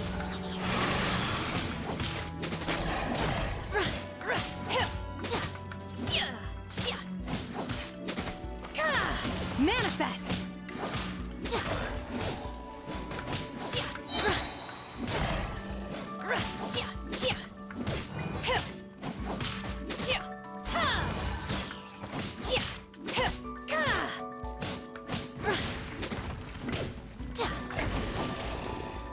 Hey Mia, welcome in. Oh, how's your day been going? I shall not Oh, I'm yield. doing good. I'm just playing Genshin right now. Cryo incarnate! I'm trying to do this quest, and what I like about this is I get to control one of the characters I wish I had on my team. It's Shenhe. Obey! Unleash! Oh no, a relic guard. You Oh won't crap, regret two this. of them. This is not good. Fate is upon you. Delve into destiny. Time for retribution! Ha! Ha! Ha! Ha! Oh. Verdict is... Ha!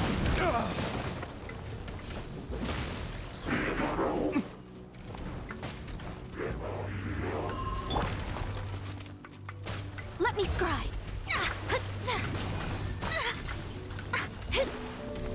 Odious fate. Destiny cannot be See this? denied.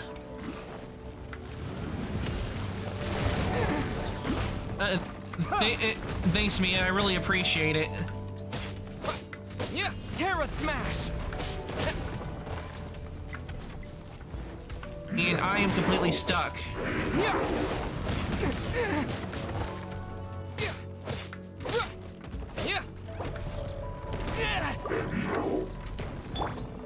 Obey! Unleash!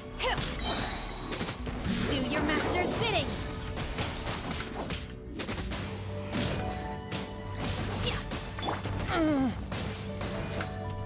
From whence you came! Forth, my blade! Finally, I was able to get out of there. Because that was a dangerous spot to be in.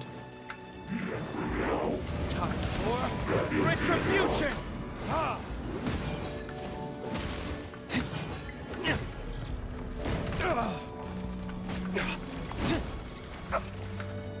Ha! Ha! My flame has been extinguished.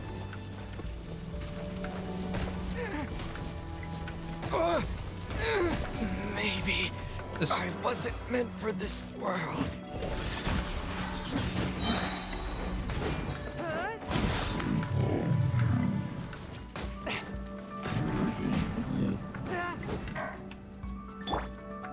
Yeah. Obey! Manifest!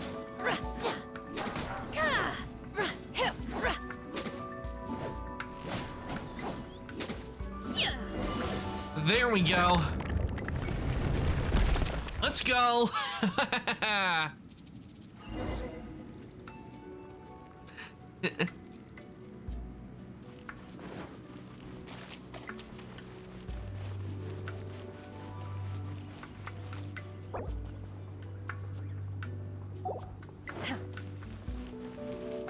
I'm going the wrong way.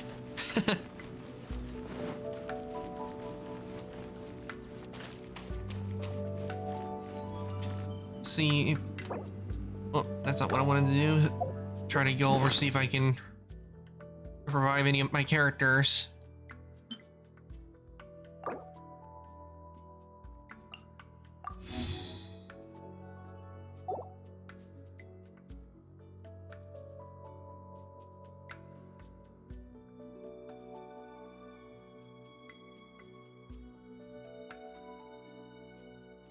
Okay, let's see here.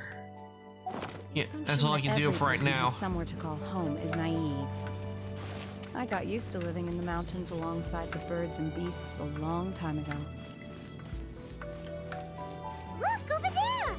Could that be the sunset vermilionite? Please, please, I really hope we don't have to fight another enemy, because I'm already at my limit. When it comes to the ruin guards. Ooh, that is pretty. Is this the sunset vermilionite? It's so huge! So is the Jade Chamber. It needs to be big to get the whole Jade Chamber airborne. That's true, but then again, why isn't it floating? Plaustrite doesn't float until it's activated. It may look different from most ordinary stones, but it weighs around the same amount. Only after being activated does Plaustrite reveal its true nature, breaking free from the shackles of the mortal realm and ascending up into the heavens. Wow, Shenhe, you seem to know everything about this. Only because my master is fond of chatting about these things. The moment she has some time to spare, she'll come straight for me and start telling story after story. I don't care for her stories most of the time. I certainly didn't expect them to ever come in handy like this. Poor Shenhe.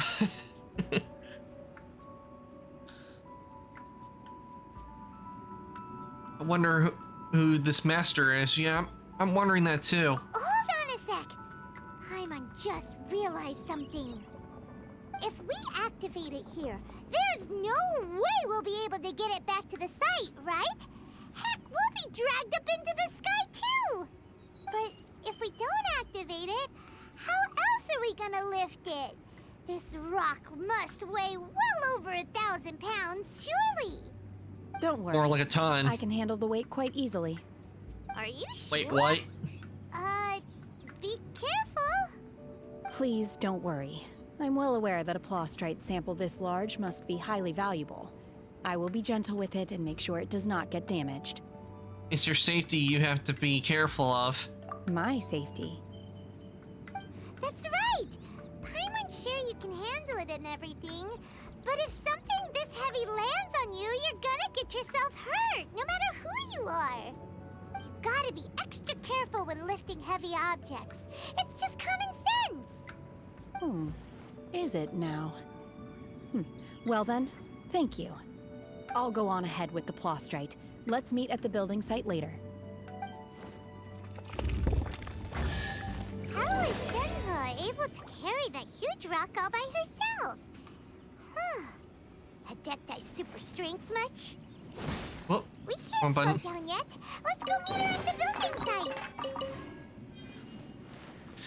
I'm still wondering how Shenhe is able to lift that amount of rock. It's still, but in this situation, I would have to say game logic is the only explanation how Shenhe can carry that much stone.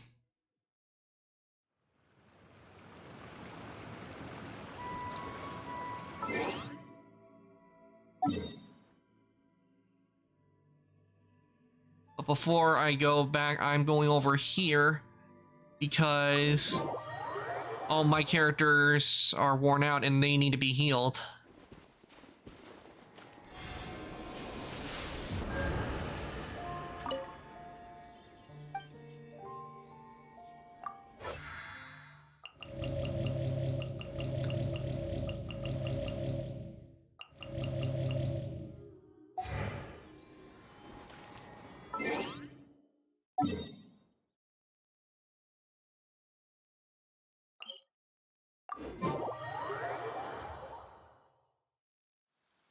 I don't need an umbrella, but you can use one if you need.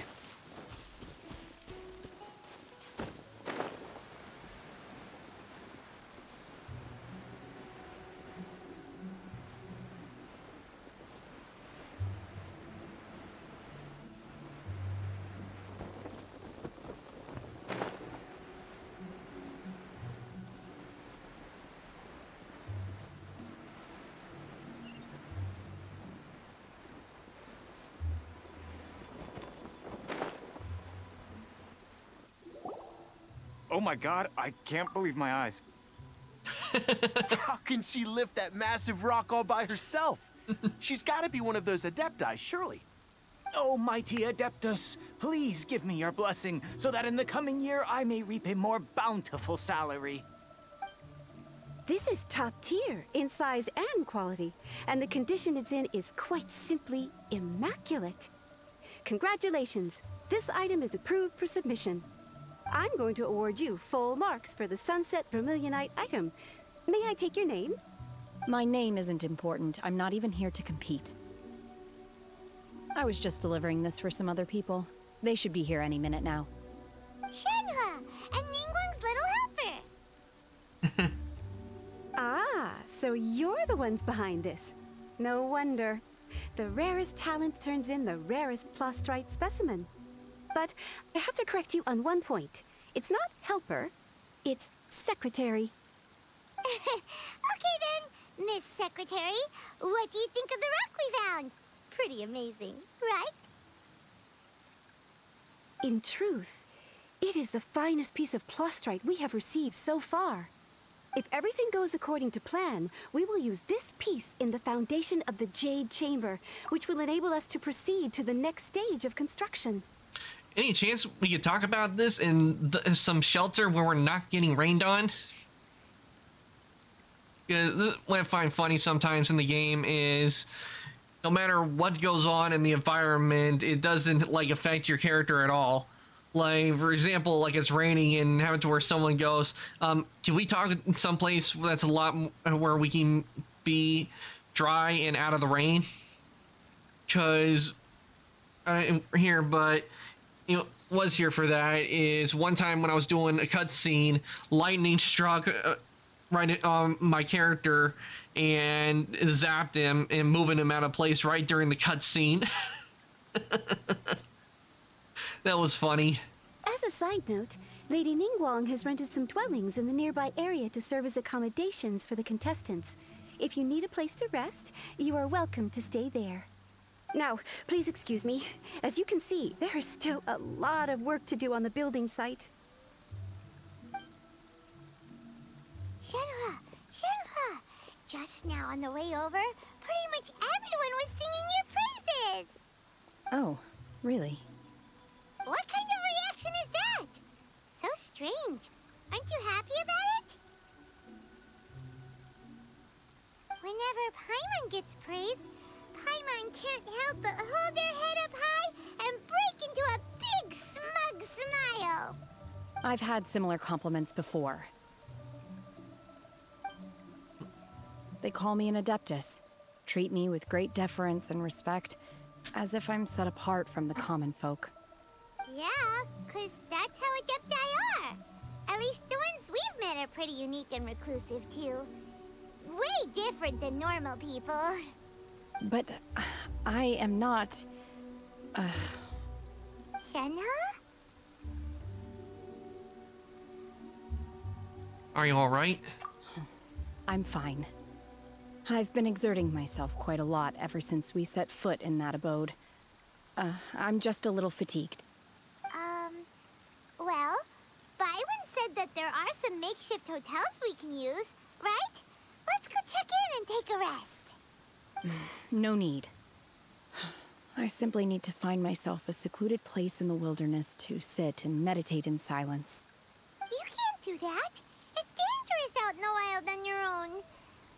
When you're hungry, you go eat something tasty. And when you're tired, you go lie down in a nice, comfy bed. All right? Seriously, don't punish yourself like this. true is it's not. I've only gone camping I think like once, but when it comes, a lot of stuff is, especially when I'm on trips, and the one thing that I need to is sleep in bed most of the time, because when at a hotel, I've been slept in beds when I've gone on trips, especially you go out. I've gone out west twice, and I've slept in a bunch of hotel rooms, and some of them were very uncomfortable. Were very uncomfortable mainly because they were not really big enough. Because I am a tall guy. I'm around 6'2", and when the bed's not very big, it's kind of hard for me to get comfortable. But when you got a nice comfy bed, that's what makes it relaxing, because you get nice and refreshed, and you continue on with the day. Let me see.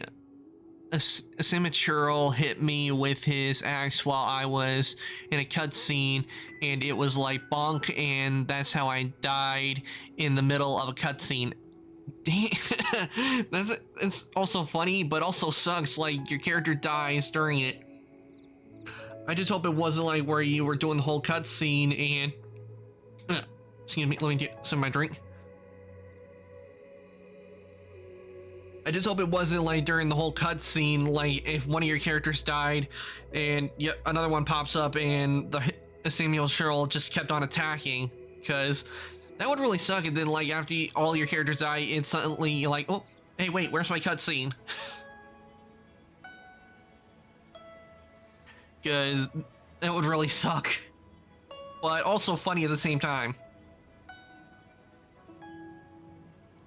Okay, if you insist. Great! Now we're talking. Let's head to our hotel.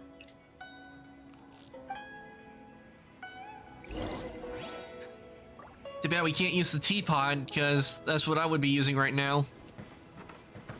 But then again, right now it's completely empty and I can't really do anything with it because they have it under maintenance, which from one streamer named Kay, and she says that it's been like under maintenance for 2 months, which I don't know why they would have the thing under maintenance for 2 months. That seems like a really long time to put a function for a game under maintenance for that long.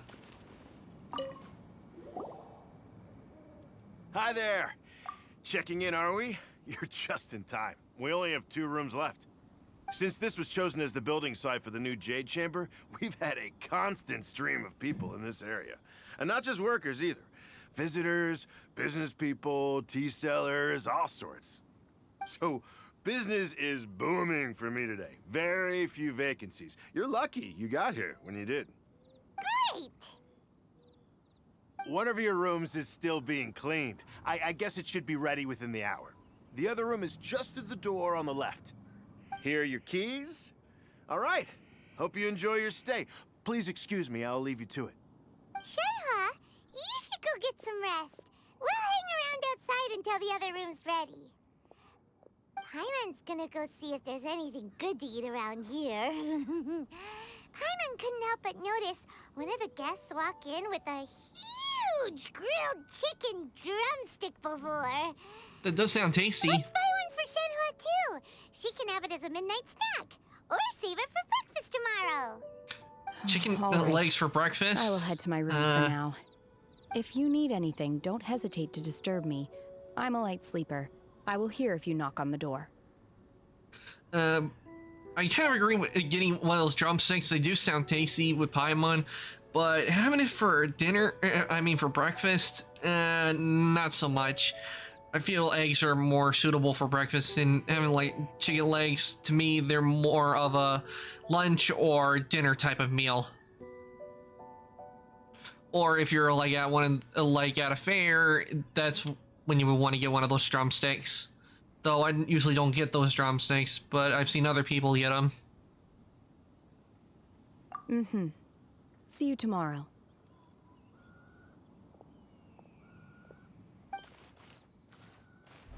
Hey, isn't that Cloud Retainer? What's she doing here? Let's go and say hi.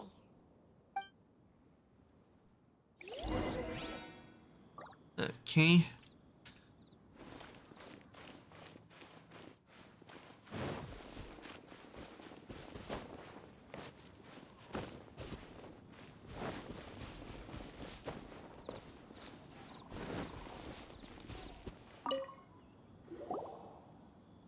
One trusts you have met Shen-He. The voice are you in getting this along game. quite well? The voice effect. That's really. So far, so good. Yeah. So, you know Shenhua too, Cloud Retainer? Naturally. Save for Ganyu, who spends the majority of her time in Liyue Harbor. All the Adepti living today are acquainted with Shen-He to some degree.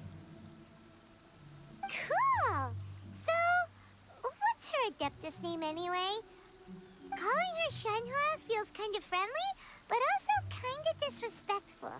So Paimon's thinking maybe it'd be better if we called her by her Adeptus name instead. Her Adeptus name?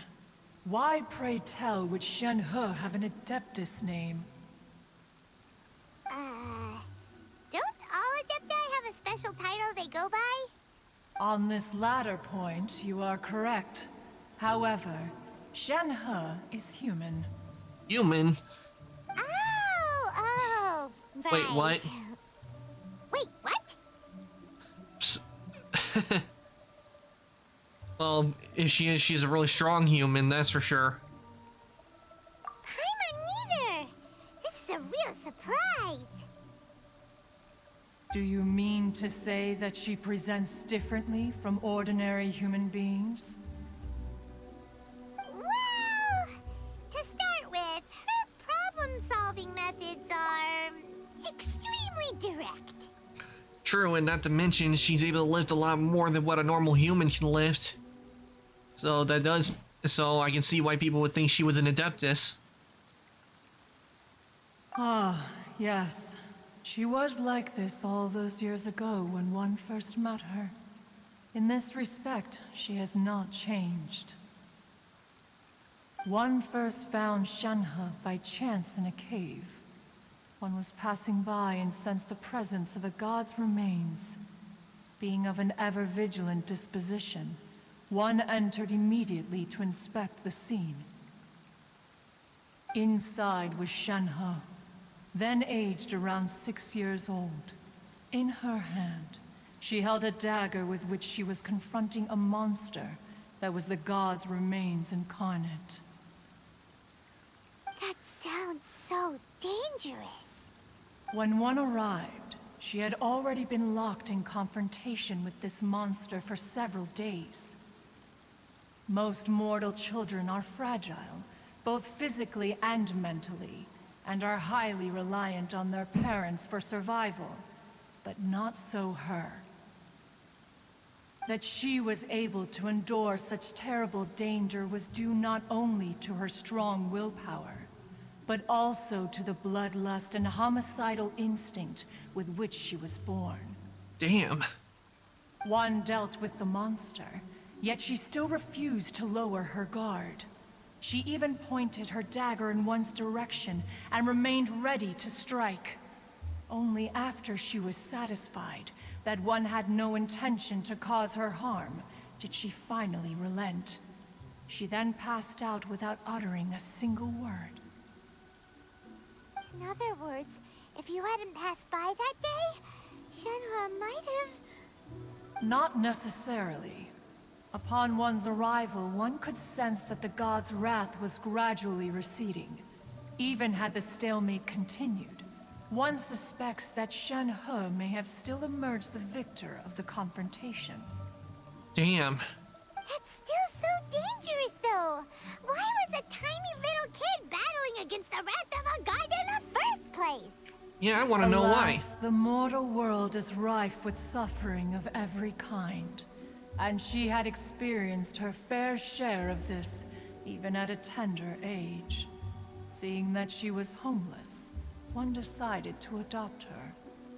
Indeed, it is one to whom she refers. Shen-He has an extraordinary constitution, making her well adapted to practicing the Adepti arts. All the Adepti cherished her talents, and so we were willing to train her. However, her homicidal urges did not subside with age. Rather, they grew stronger day by day. Mooncarver once performed a divination for her. He declared that her fate is to bear the curse of calamity. Consumed by malevolent energy, she is prone to bring harm to those around her. Such is the magnitude of the danger this poses, that her soul must be bound with red ropes to keep her homicidal instinct at bay. I guess they're used to keep her homicidal rage in check, and more content. So she doesn't end up like going nuts and killing everyone in sight. Somewhat inexpressive. Perhaps the red ropes are so powerful that they have suppressed some of her other emotions as well.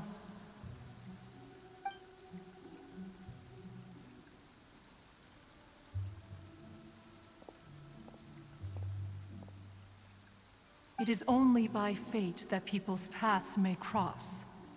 Now that Shen-He's path has crossed with yours, please be sure to treasure the gift that fate has given you, and take good care of her.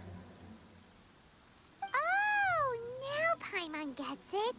You came out here to check up on Shenhe because you were worried about her, didn't you? Huh. You dare draw such a facile conclusion on the nature of one's present excursion? Incorrect. The truth is that while Liyue Harbor may seem peaceful today, danger is always lurking in the shadows. True. So true. Ningguang once made a bold assertion that this is to be the era of the contract between Liyue and the humans. Well, one is most curious to observe how she will respond to the coming storm. If she handles it admirably, one is willing to be a witness to her achievements. But if she does not, the Adepti shall not hesitate to seize control. Let us conclude our conversation here for today. One has occupied enough of your time, and night is approaching. Be sure to get ample rest. And out of the rain. So, Shenhe isn't an Adeptus after all. Okay. She just grew up around the Adepti. I'll have to change the time to get it back to where it is. So let me just do that.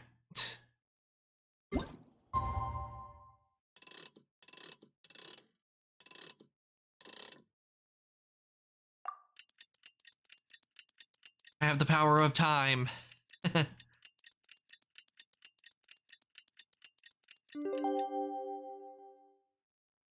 9:33 a.m. I still have a lot to do with the... Hey! So, Shenhe... Master has relayed my situation to you, I take it. Oh? How did you know? I'd intended to wait until you came back before going to sleep, but I didn't hear you come in. I was worried that something may have happened to you, so I went outside to check and caught sight of my master. On top of this, you have been acting very strangely. True, so true. Out of the rain. Causing me to suspect that my master must have told you everything about me. After all, Master is... very talkative. Sorry, Shenhe. Paimon had you down as an Adeptus this whole time, but it turns out Paimon was wrong. It's okay. I don't mind. The fault is mine for not explaining everything to you sooner, because in my experience, trying to explain is a futile pursuit. Still, though you mistook me for an Adeptus, you never treated me as distant and unapproachable. Instead, you treated me as you would a friend. For this, I am very grateful indeed. To be fair, we've met our fair share of real Adepti, too. Anyway, now it's settled. From now on, you're our friend. Whether you're an Adeptus or a human isn't the important thing. First and foremost, we're just plain old friends. Got it. Although I don't know quite what it entails in terms of what I have to do, I must say I like the title Friend very much indeed. Great! Well, now that we're all rested up, we should start searching for the other 2 items on the list. But before we do that, let's go to the building site and ask Ningguang's little helper how the progress is going. Yeah, I want to know too. Sunset Vermilionite is so rare. Paimon doubts many competitors will really be able to find any. If it turns out some of them have given up already, we'll be able to take things a little more slowly. Oh, and another thing. We bought some grilled chicken drumsticks on the way back last night. There was a place just outside. Here's one for you, Shenhua. Try it! They're so good. I concur. It has a rich flavor, far more agreeable than those I've cooked for myself in the wilderness in the past. I want to know what those drumsticks taste like. Look! Look! The Jade Chamber is floating into the sky! But it seems to be tied down by something. That's because it's not finished. Hey, Byron! And hey! People Paimon doesn't know? Yeah, who are they? Given the enormous scale of the Jade Chamber, we split the construction work into 2 phases to make sure the structure remains balanced. Before we find some suitable plastrite, we build the Jade Chamber's keel at ground level. Once the plastrite is ready, we place it into the keel and let the partially constructed Jade Chamber rise up to the height of the surrounding mountain peaks. The remainder of the construction work is then carried out at that altitude. Once everything is ready, we release the iron tethers and allow the Jade Chamber to rise to its target altitude. Miss Bywin, we've brought some new materials to submit. One moment, I'll be right there. The construction work has only been able to progress this rapidly thanks to the plastrite provided by you. Lady Ningguang is most grateful and looks forward to seeing more of your work. Wow, can't believe you sourced the plastrite so quickly. It's the key piece of the puzzle. Looks like you beat us to the punch. Wait, I know you. You're the one who fought against the Vatuian Osile, right? Oh, sure enough, your reputation precedes you. Pleased to meet you. I'm Beto, captain of the Crux. Beto? Are you here to join the Jade Chamber contest too? Sure am. I happened to get my hands on a chunk of Sunset Vermilionite on a voyage a while back, so I figured I'd bring it over. Huh. So even though it's rare, we're not the only ones who managed to get a hold of it. Well, they do need a lot. Oh, I've got some introductions to do. This is the renowned Miss Yun, or Yunjin, probably the most famous figure in the Liyue opera scene. Greetings.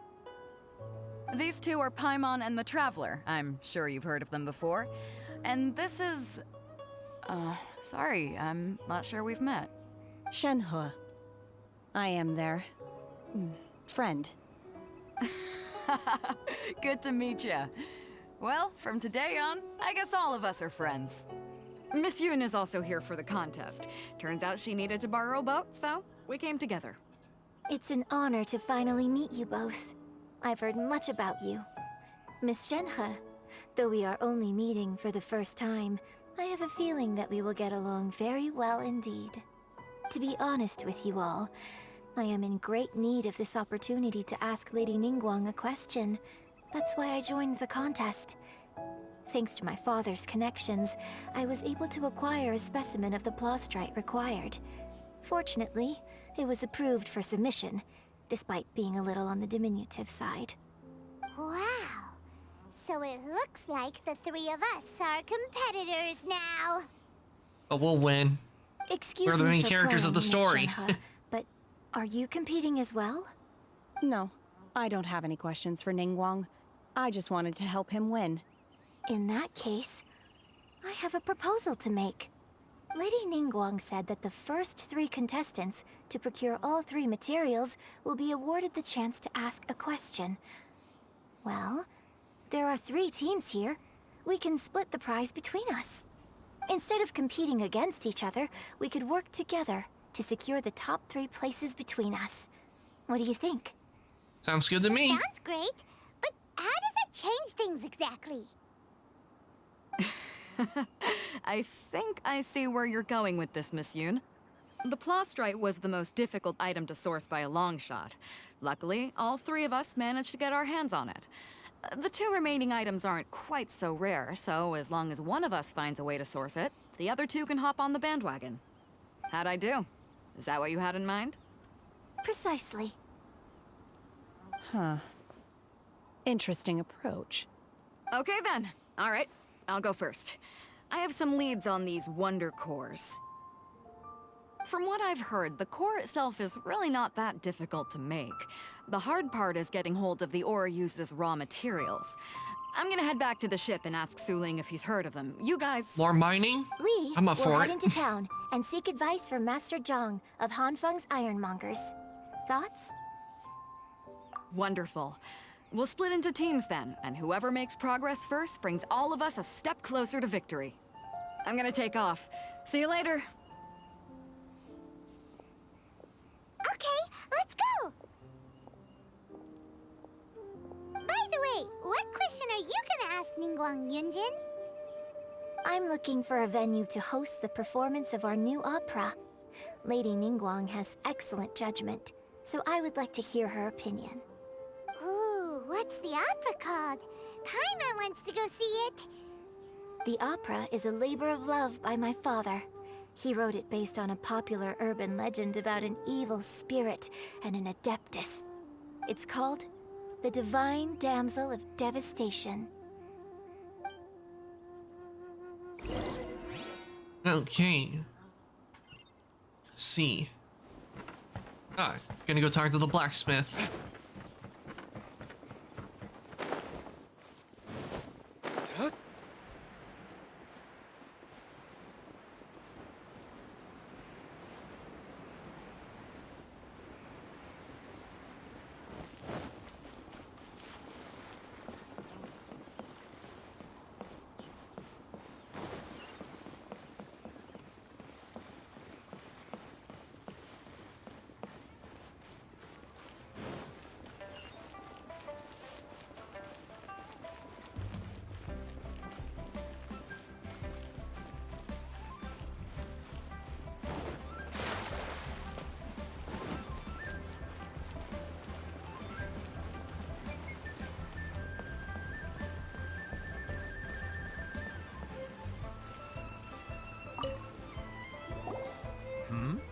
Ah, hello.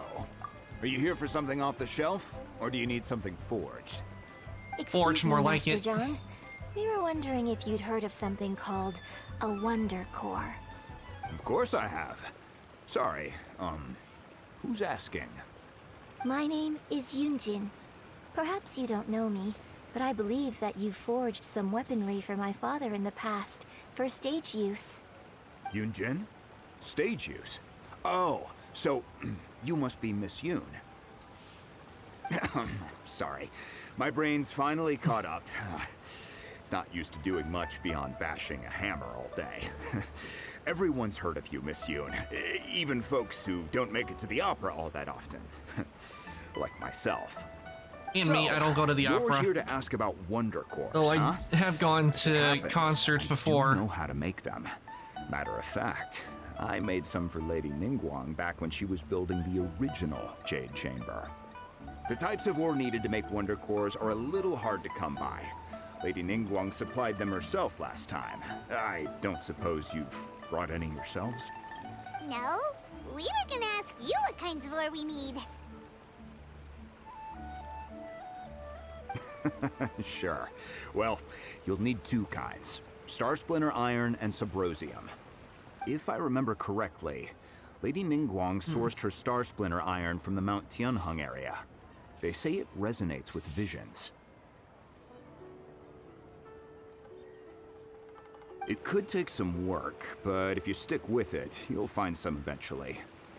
As for the Subrosium, though, that's trickier. It's all but unheard of on the market. I'm really not sure. Sorry. What I've heard is that the people around Mount Tianheng have some sort of magic trick that can pinpoint the location of the stuff. Of course, it's Probably have just to use my hearsay. mental Want my sensor. advice? Start by looking for Star Splinter iron around Mount Tianheng. And if you run into any locals, ask them a few questions about Subrosium. Mount Tianheng.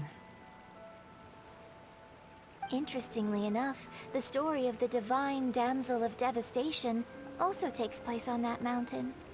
I hear the view there is quite spectacular. A favorite destination of the Adepti, in fact. Perhaps it can give me some inspiration. Let's not delay. We should head straight there. It's too bad that when Shinha is with us, we can't like add her to our party like temporarily. That would have been a nice feature if they added that in the game, where even though you don't like can keep them permanently, you temporarily have them on. You can add them to your party because you have it because they're with you plot wise in the game, and that would be a nice feature if they had done it.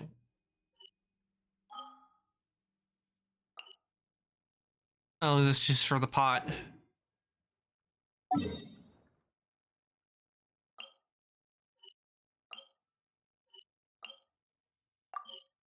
Okay, head over here.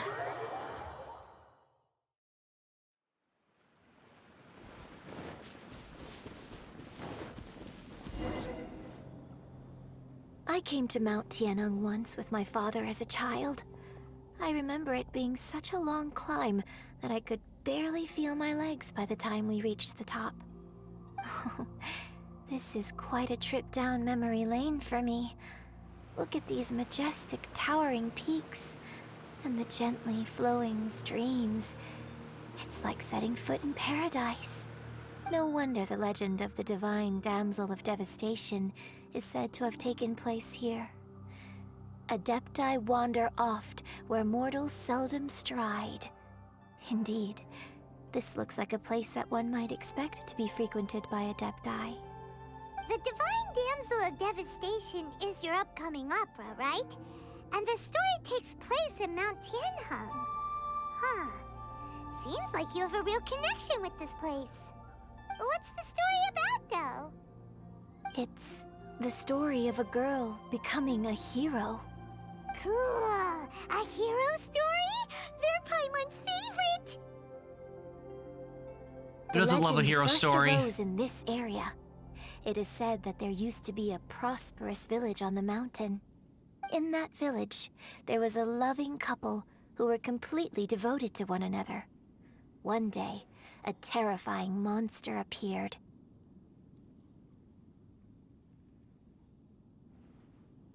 The wife was out collecting herbs and was captured by the monster. Her husband was so distraught at the news that it broke his spirit and drove him to madness. The vile and vicious monster told the villagers, "If you want to live, you must sacrifice a child to me." What a nasty piece of work! Paimon sure hopes this monster gets put in its place! Yeah, but me the too. monster was so terrible and so strong that all within the village were terrified of it. They had no choice but to give in to the monster's demand. Just while they were discussing whose child would be given over to the monster, a little girl suddenly stood up and came forward. What's the name? I offer myself as tribute. Don't do it, little girl! Unbeknownst to anybody else, she was concealing an exorcist's blade. She approached the monster's lair, feigning fear and trepidation. When she finally arrived, she courageously drew her sword and entered into a fierce struggle with the monster, from which she eventually emerged as the victor. Her extraordinary abilities drew the attention of the Adepti, and they took her as one of their own. Her story became the stuff of legends. But alas, the paths of mortals and Adepti seldom cross, and she would never again re-enter the mortal world. And so, destined to grace the mortal realm for but a brief moment, she vanished like a wisp of smoke into thin air. That's how the opera ends. I really like this story.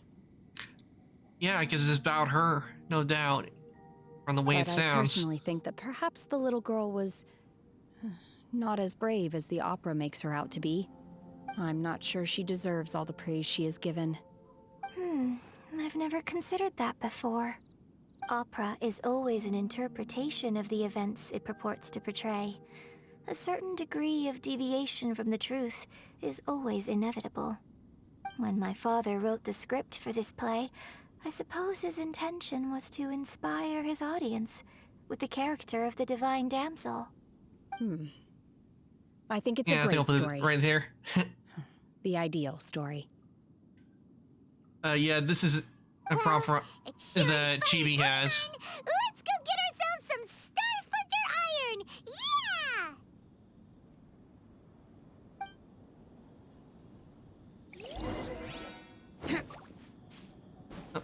Yeah! One. That. Yeah, this here. Yeah, this is an image that that French Chibi. This is a Chibi version herself, and I'm just trying to see. Maybe I was want to try out like the props because you can add props onto your character and just see it looks.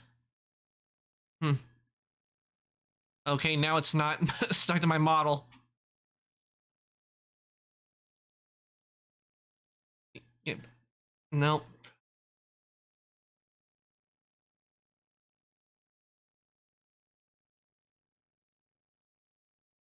Well, that doesn't work. You see. Yep, that. You know, there. Chibi. Yeah. You know, I think I might make that a redeem since I haven't made it to where how long I put Chibi on my model. I actually wouldn't mind there being a Chibi version of me. That would be fun. Funny to see a Chibi version of my model.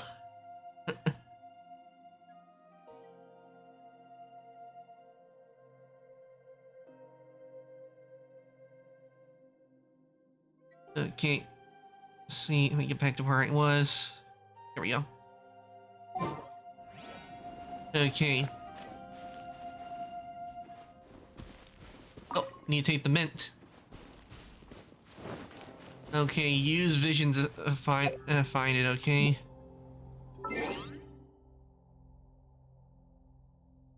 How do I do that again?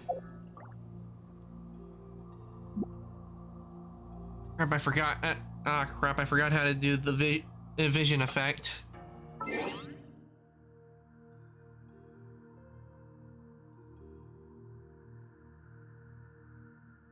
see.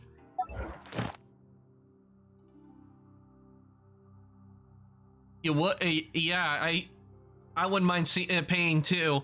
However, I don't know how to do commissions just yet. I've never really had to commission somebody, though. I like how the person that did Chibi's version of Chibi form. I would like to see if I can commission them to do one of my model, and or have one where I have like a set of alt colors as well, since I have a bunch of different alts. Let me see.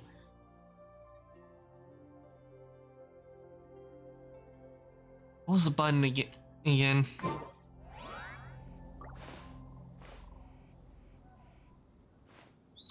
No.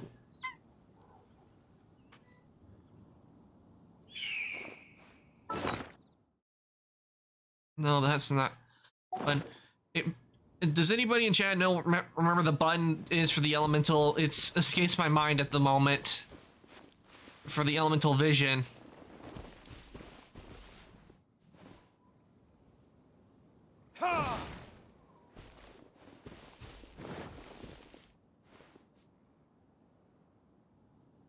What was that? What was the button? No.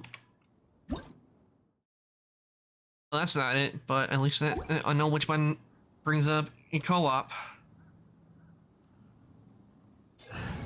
Okay, that brings up the party. Guess we can rest a bit.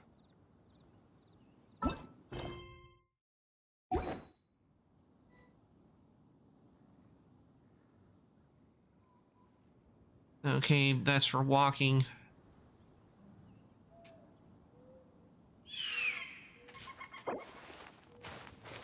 Nope, that's not the button.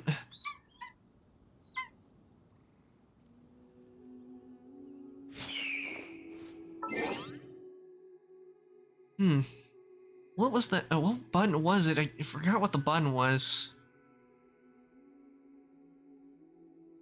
I need to pull up the elemental, and I've completely. And unfortunately, this happens sometimes where I do know it, but the memory is blocked. Sometimes that happens to me. Which button was it?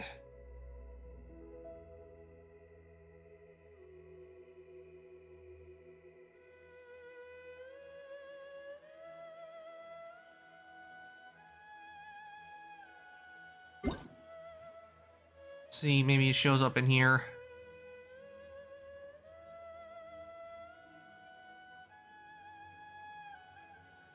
Oh wait, I could just look it up because I have my browser open.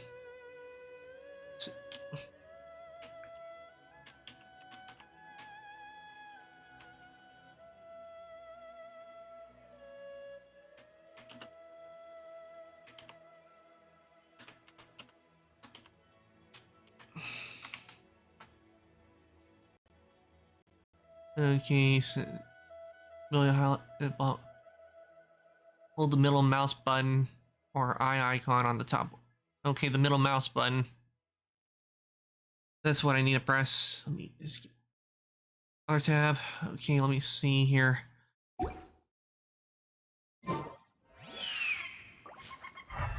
Ah, there we go.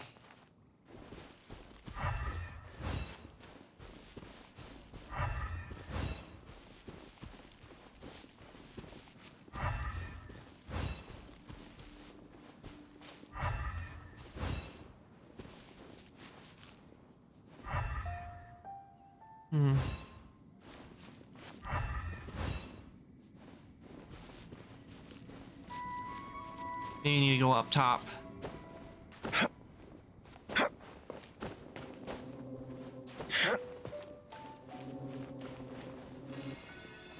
I think this might be what we were looking for. Yep.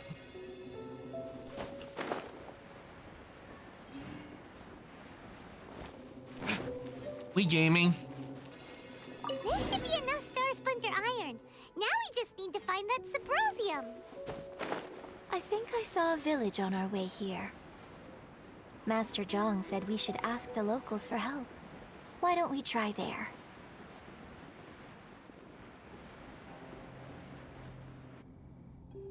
Hey, there really is someone here.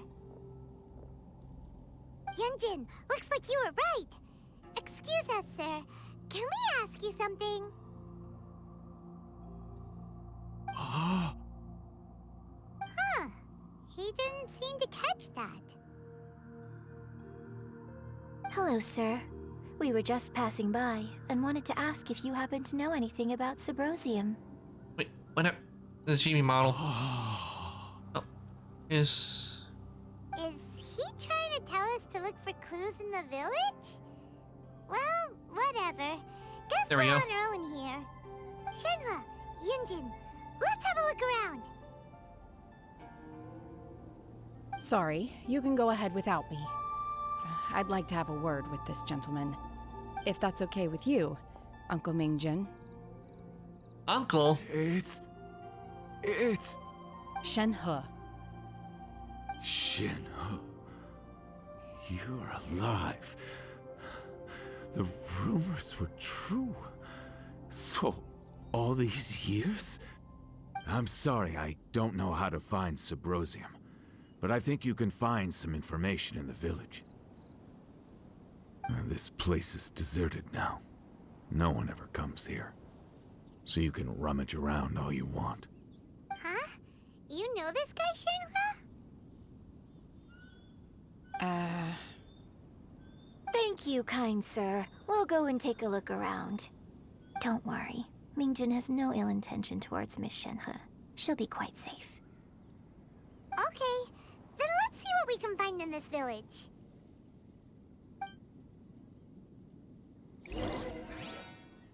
Something tells me there's a deep history with between her uncle and the other family members.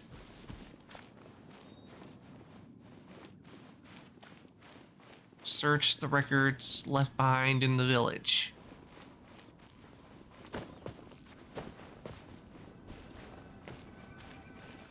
Ah, there we go. Huh. What's this? The doctor said you are gravely ill. Don't worry, I will give you everything I have to save you. My heart bleeds whenever I see you getting wearier. Your illness beyond treatment. How I wish I could suffer the pain for you. Should not you? You said you had no regrets in this life, and that you only wish for me to take good care of Shinha. But if you regret nothing, why the tears? I don't know what I've been doing lately, though I still breathe. I feel like an empty shell. Excuse me. Adjust myself. What I've been doing lately, though, so breathe. I have read all the ancient texts I could get my hands on, looking for ways to save you, but it is our only fuel. I finally found it. It was Mingjun. He kept the book that could have saved you hidden. I took it and followed the instructions to summon a god and offer a sacrifice. The god appeared. I told him that I was willing to exchange my life for yours. He still kept silent and only pointed at our daughter, Shinha. The god said that her fate was to bear the curse of calamity and that she was prone to bring harm to those close to her. The god also said that she might even have been the cause of your death. In that case, I thought I should. I left her in the cave that God mentioned. 3 days have passed and still no news. I grow restless for waiting, seized by the ominous feeling. Sorry, my love, forgive me. You too, Shinha, please forgive me.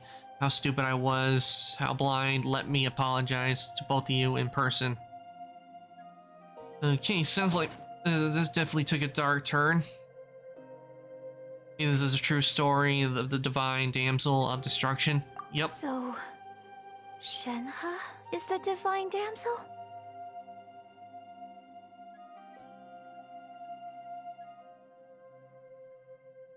Oh, audio Now that I on. think about it, she does behave rather like an Adeptus, and she is about the right age. So that's why I've been getting the strangest feeling whenever I chat with her. I should have noticed it earlier. According to this text, the divine damsel from the opera was actually the daughter of the loving couple.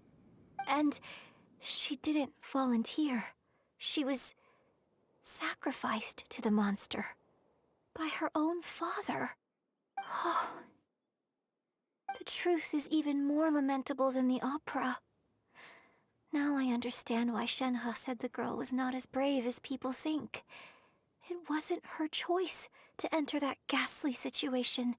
She was forced into it. Oh, it looks like my father may need to make a few revisions to his beloved opera.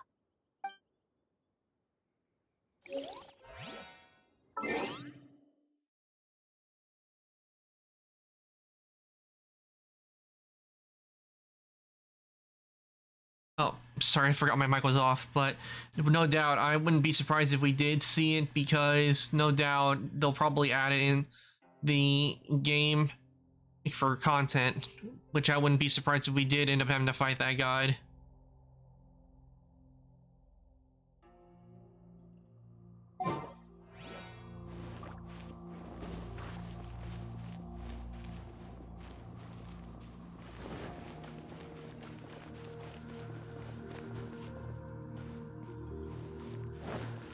Check out, let's see if there's anything up here.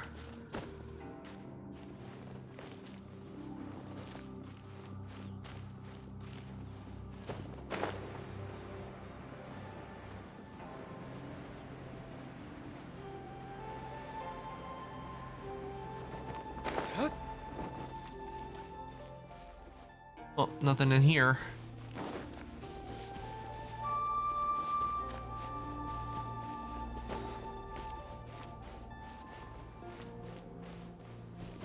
me just check over here. Oh, I found a chest at least. I suppose this will do.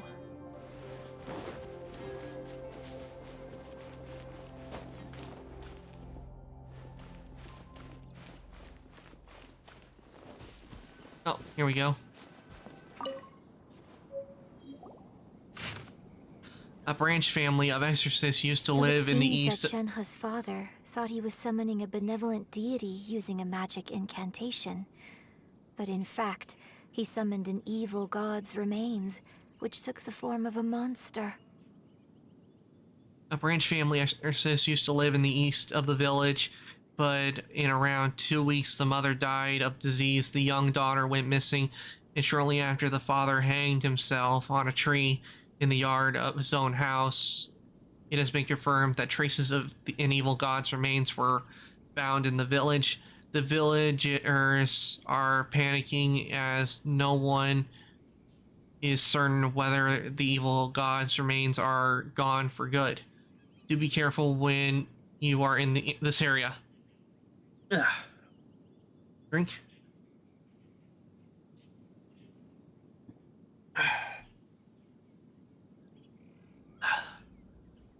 Okay.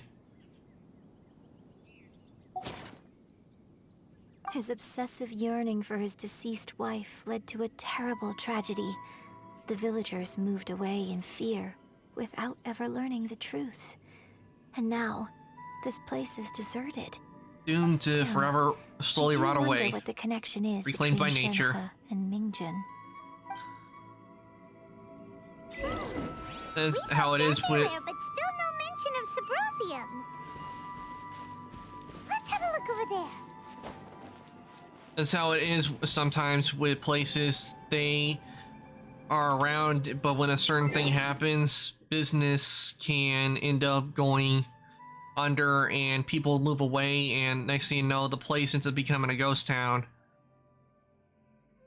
Like a good example would kind of be like how we have like Route 66.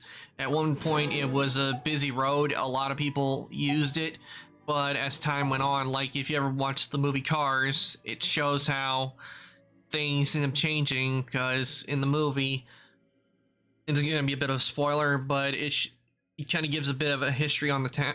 In the first movie, it kind of gives a little history on Radiator Springs, where it was on Route 66 and everything, and people came from all over just to see the town and travel the road. However, once the interstate was built and everything, people didn't just stop would not go by the town anymore. And because not very many people were going to the town, business went down, and that's why a lot of people left.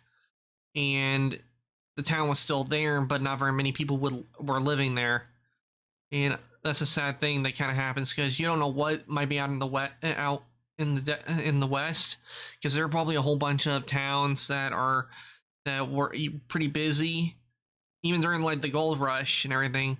When the gold ran out, people packed up and left, and the towns were just there to slowly rot away, which I kind of feel disheartening when I see that.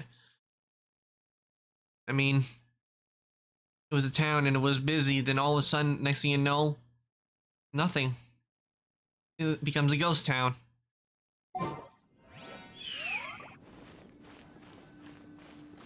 Oh, here's something.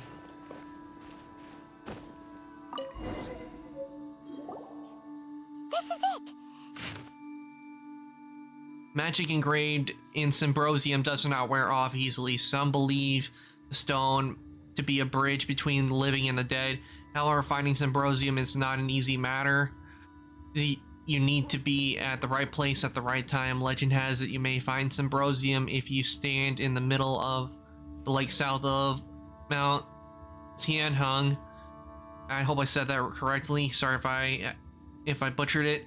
At dusk, and look in the direction of the setting sun. So basically, we need to go to the middle of the lake south of Mount Tianheng at dusk, and we'll find us some Symbrosium. Let's go back and tell Shenhe the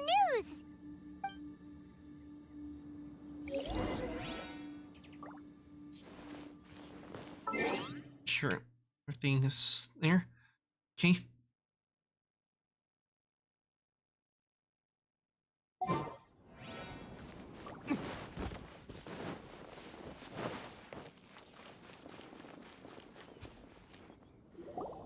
One year when I was back visiting, I heard a story about a white-haired adeptus from a merchant passing by. I never imagined it was you. I was a very close friend of your father's. I could have stopped him from performing the summoning ritual. I had plenty of chances, but I couldn't bring myself to stand up to him. I just let things happen, let it all escalate. And, well, we all know how that story ended. I bring flowers back here every year. And each time I wish I had a chance to apologize to you.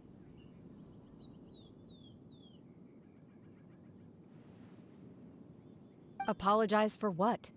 If you'd stopped him, he'd only have found another way.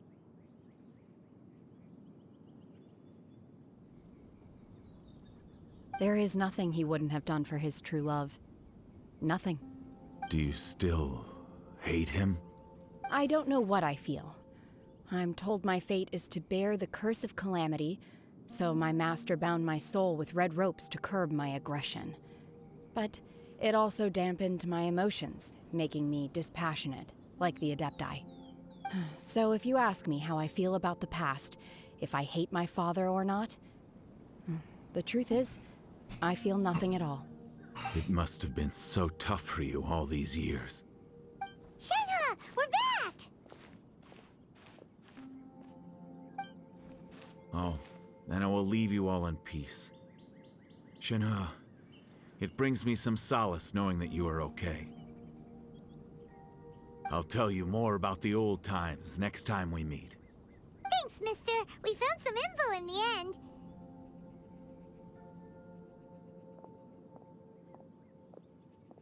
Shenhe, look! This tells us how to find Subrosium. All we gotta do is go to the middle of that lake. For some reason, since you said that your marks looked like a mustache, that's all I see now.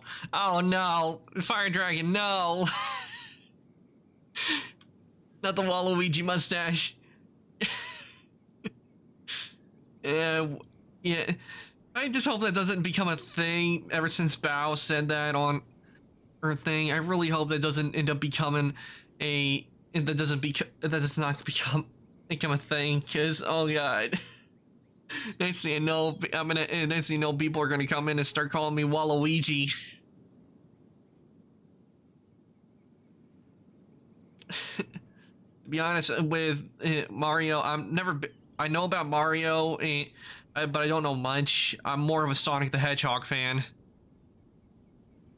And I can tell you, I never played like the Mario vs. Sonic games, but if I had, I'd be on Team Sonic. But with the marking, but with this, I was not trying to make it look like I have a mustache on my character's skin. I was trying to, my inspiration came from Darth Maul, because if you look at how his markings are, they have this same shape.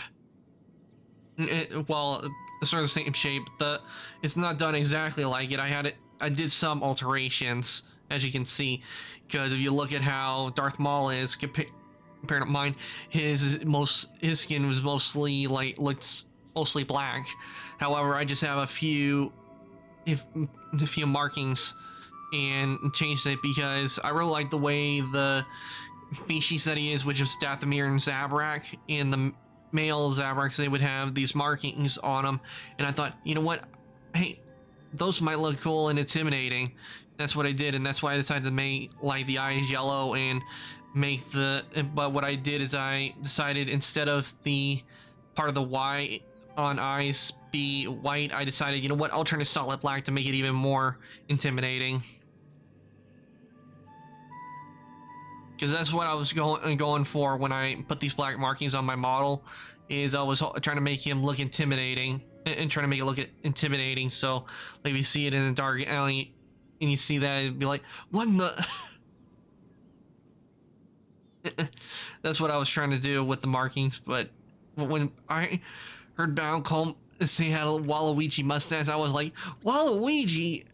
I don't have a Waluigi mustache. Those are black tribal markings. But then Bao and I never personally talked before, so she wouldn't know. But if I would have laughed it off anyway. But I would have told her, it's not a Waluigi mustache. They're black tribal markings.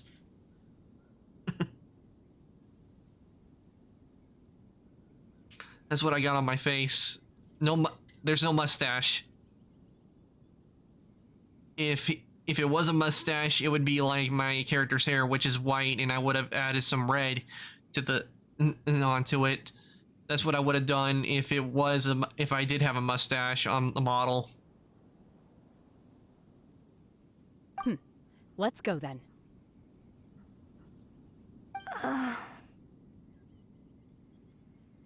Miss Shenhe, there's something I'd like to talk to you about. Just now, in the village, we found your father's diary. It turns out that many of the details in the Divine Damsel of Devastation are not true to the facts. So I'd like to change them. Why? I know I say that opera always deviates from the truth, but now that the main character is standing right here in front of me, I cannot simply dismiss your lived experience in favor of my father's fiction. It's okay. I like your version. But, huh? My master once said that the day I learn how to use my strength for the good of others is the day that I can truly become part of human society. So, I hope that one day I might be brave enough to stand up and protect others, just like the girl in the opera. But I've never thought this way before, and I wonder whether I will continue to think in this way. Don't worry. I believe you will. In fact, I think maybe you've already started to become the person you aspire to be. You just haven't had the opportunity to see it for yourself yet. Shenhe! Yunjin! Cut the chit-chat! Let's go!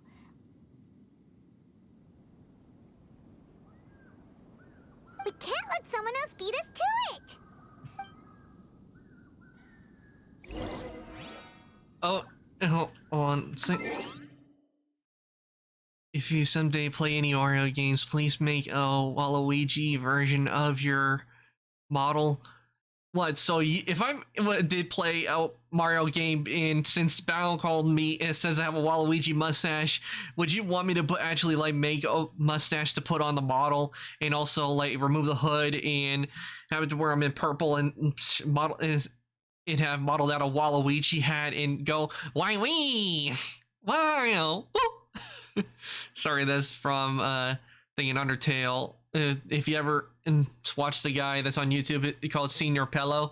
He did a bunch of Undertale videos, and on one of them, he has it where he goes, "You remember Wario? Wario!" Boop. That's how it went on the video. It was pretty funny.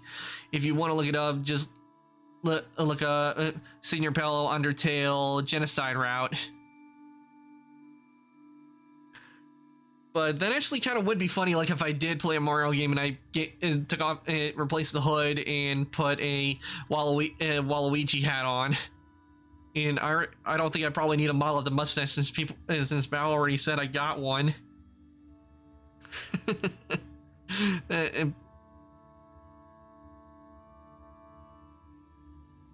And I don't know how Waluigi talks because, like I said, I've never played any of the Mario games. I've played Sonic the Hedgehog games, but if I ever did I'll try and see maybe if I can try to imitate Waluigi. But from what it sounds like, I think Cabal, who is a horror VTuber, which is also a really a good guy. If you haven't seen him, you should check him out. He does a pretty good Joker imitation, and also he's also done Skeletor from He-Man. He does it pretty good, and I don't really remember much of watching He-Man. I think I did watch it when I was young, but I really don't remember much from it. Probably because I'm more of a Transformers and like Teenage Mutant Ninja Turtles kind of fan. and a bunch of other fans of stuff like Yu-Gi-Oh and that stuff. And I probably never watched a lot of He-Man. I don't remember watching it so much because it's been so long since I last watched any of it.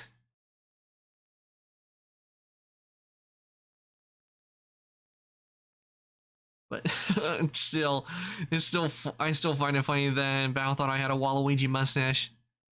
But hey, she says smash on it, so I say that's a win.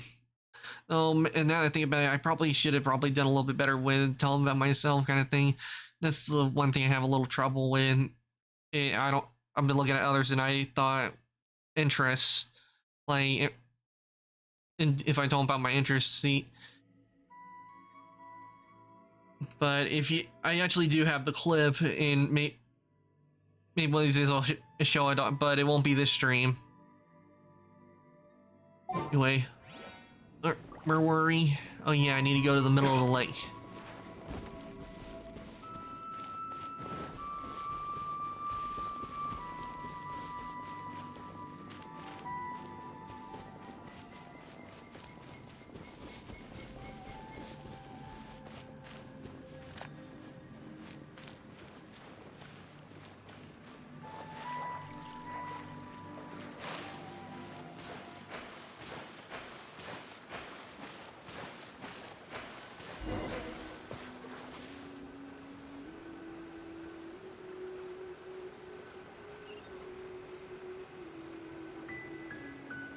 Okay, it's 17:30.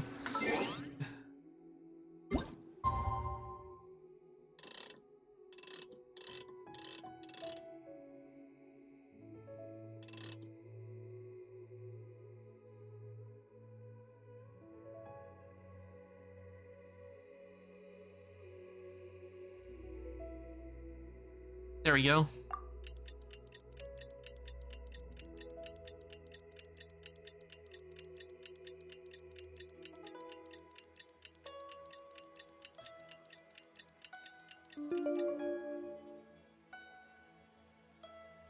Okay.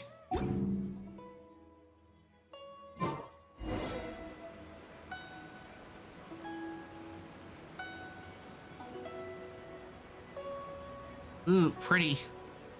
That's definitely a pretty scenery.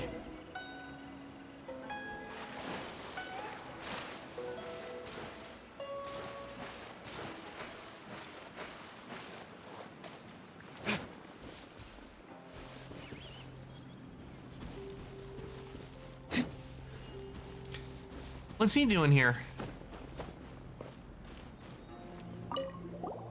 What brings you here? Have they found a solution to the danger in the sea? Oh god, Wakantos? Oh god. Oh man. Oh.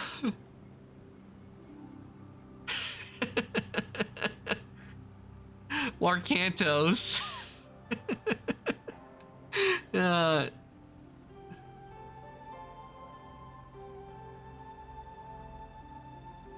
Ningguang didn't tell you. Something has happened in Guyan Stone Forest. According to the contract, as an Adeptus, I should not get involved for now. But these things can be unpredictable. I have a contingency plan of my own. Only a single mountain lies between here and Liyue Harbor. If things get out of control, I will defend this place myself.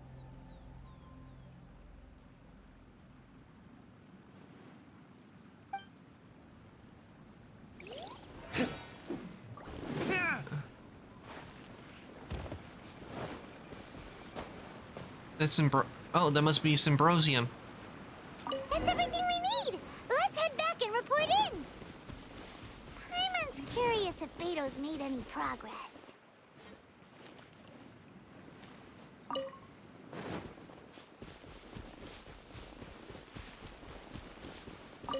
Arcantos. Or in short term, it'd be Wark.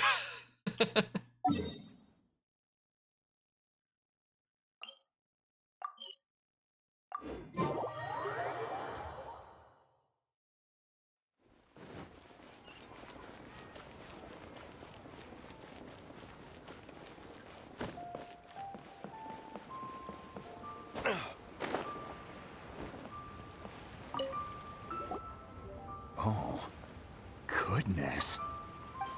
So, are they okay? This is some top quality ore you found. I think I'll get a good end product out of these. Guess now it's my time to shine. Hey everyone, how's the A-team doing? I ran into a bit of a brick wall on my end. Suling's never seen a Wonder Core before, and says it'd take a lot of research for him to get up to speed. Leave the Wonder Cores to me. I'll work on them while you go about your business. Don't worry. It won't take me too long. Much obliged, Master Zhang. We should look into the Adepti sigils next. But where should we find items relating to the Adepti? I'll sort that out. Oh? You got this then? Yes. I have been training with the Adepti for years. I know a thing or two about making sigils. When we first met, I told you I came for the Jade Chamber, not the contest. In fact, I came specifically to deliver Adepti sigils. Master heard that Ningguang was planning to rebuild the Jade Chamber, so she sent me to deliver some Adepti sigils to her. Master also said she hoped that I can take this opportunity to rejoin human society. But now that I'm here, I wonder if I've been removed from the world for too long. There's so much basic knowledge that I lack. Maybe it won't work for me to stay here after all. But either way, I'm very glad to have met you, and I'll take care of those Adepti sigils. Without knowing the ins and outs of your situation, I can't say whether you should stay or not. But now that our paths have crossed, we'll always have a connection. So if you're ever feeling down, come find me on my ship. There'll be a drink waiting for you. Thank you. So, Master Zhang, I'll need to use your facilities to make the sigils. Fine by me. I'm actually curious to see how the Adepti arts work. Maybe I'll learn something.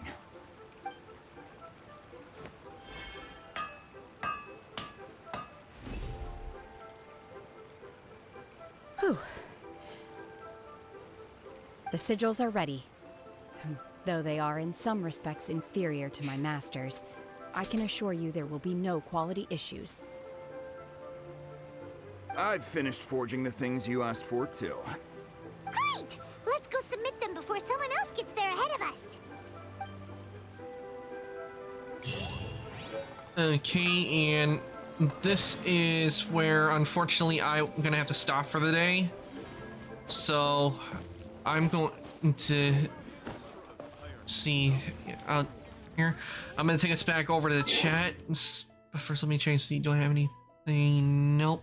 Okay, so let me just go ahead and take us over the chat, and we will find I'll find somebody for us to raid. Today it went very well, I think. Okay, let me just see here.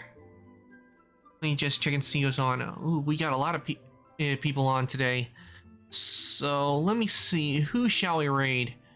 I would raid Bao, but you know, Bao has like it has 4.6k members, and if I did, our messages would get drowned out. So let me see who else.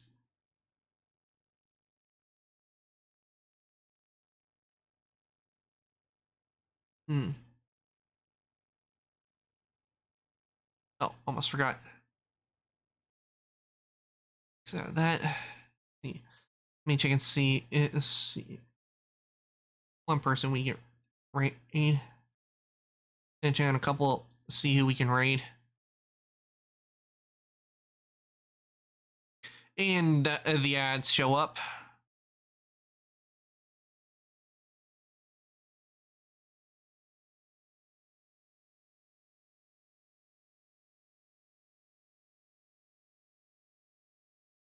Just waiting for the ads to end. Well, do that. I'll make the raid message. You can stick around for that, please.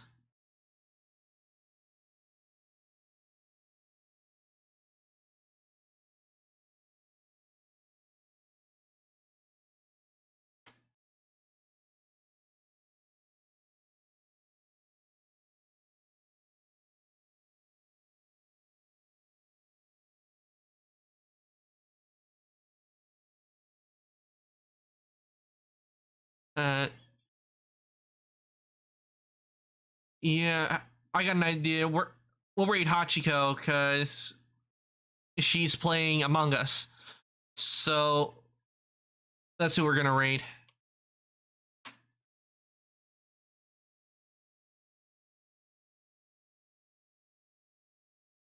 So let me just... Oh, I thought I had the raid set up.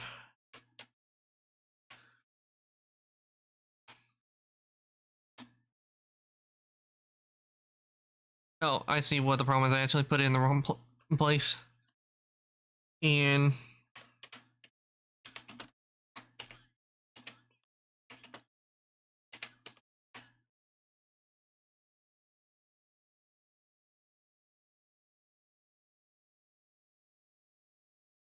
she's currently playing Among Us. Hachiko is currently playing Among Us, so if you can't say hi to... She's a real nice person, and me, her, and we all know each other, so she's a really nice person. Also, it's fun to hear when you can. Let me get the message.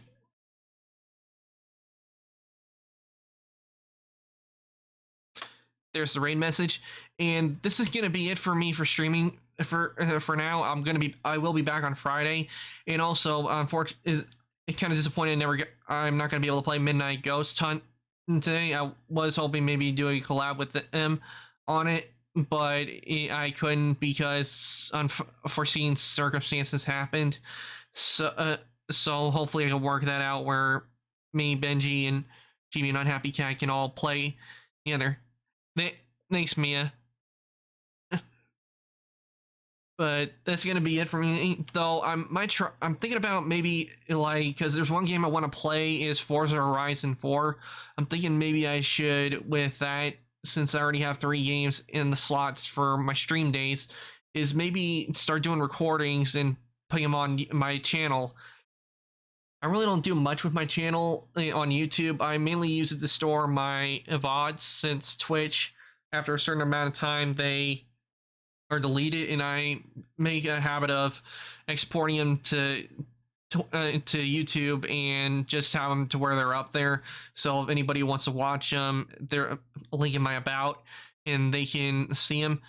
Also, if you can, I am on Twitter as well, and I do post when I go live, and also if I'm gonna do any cancellations, and I post my artwork there as well. So make sure and check it out. And I'm gonna start the raid now.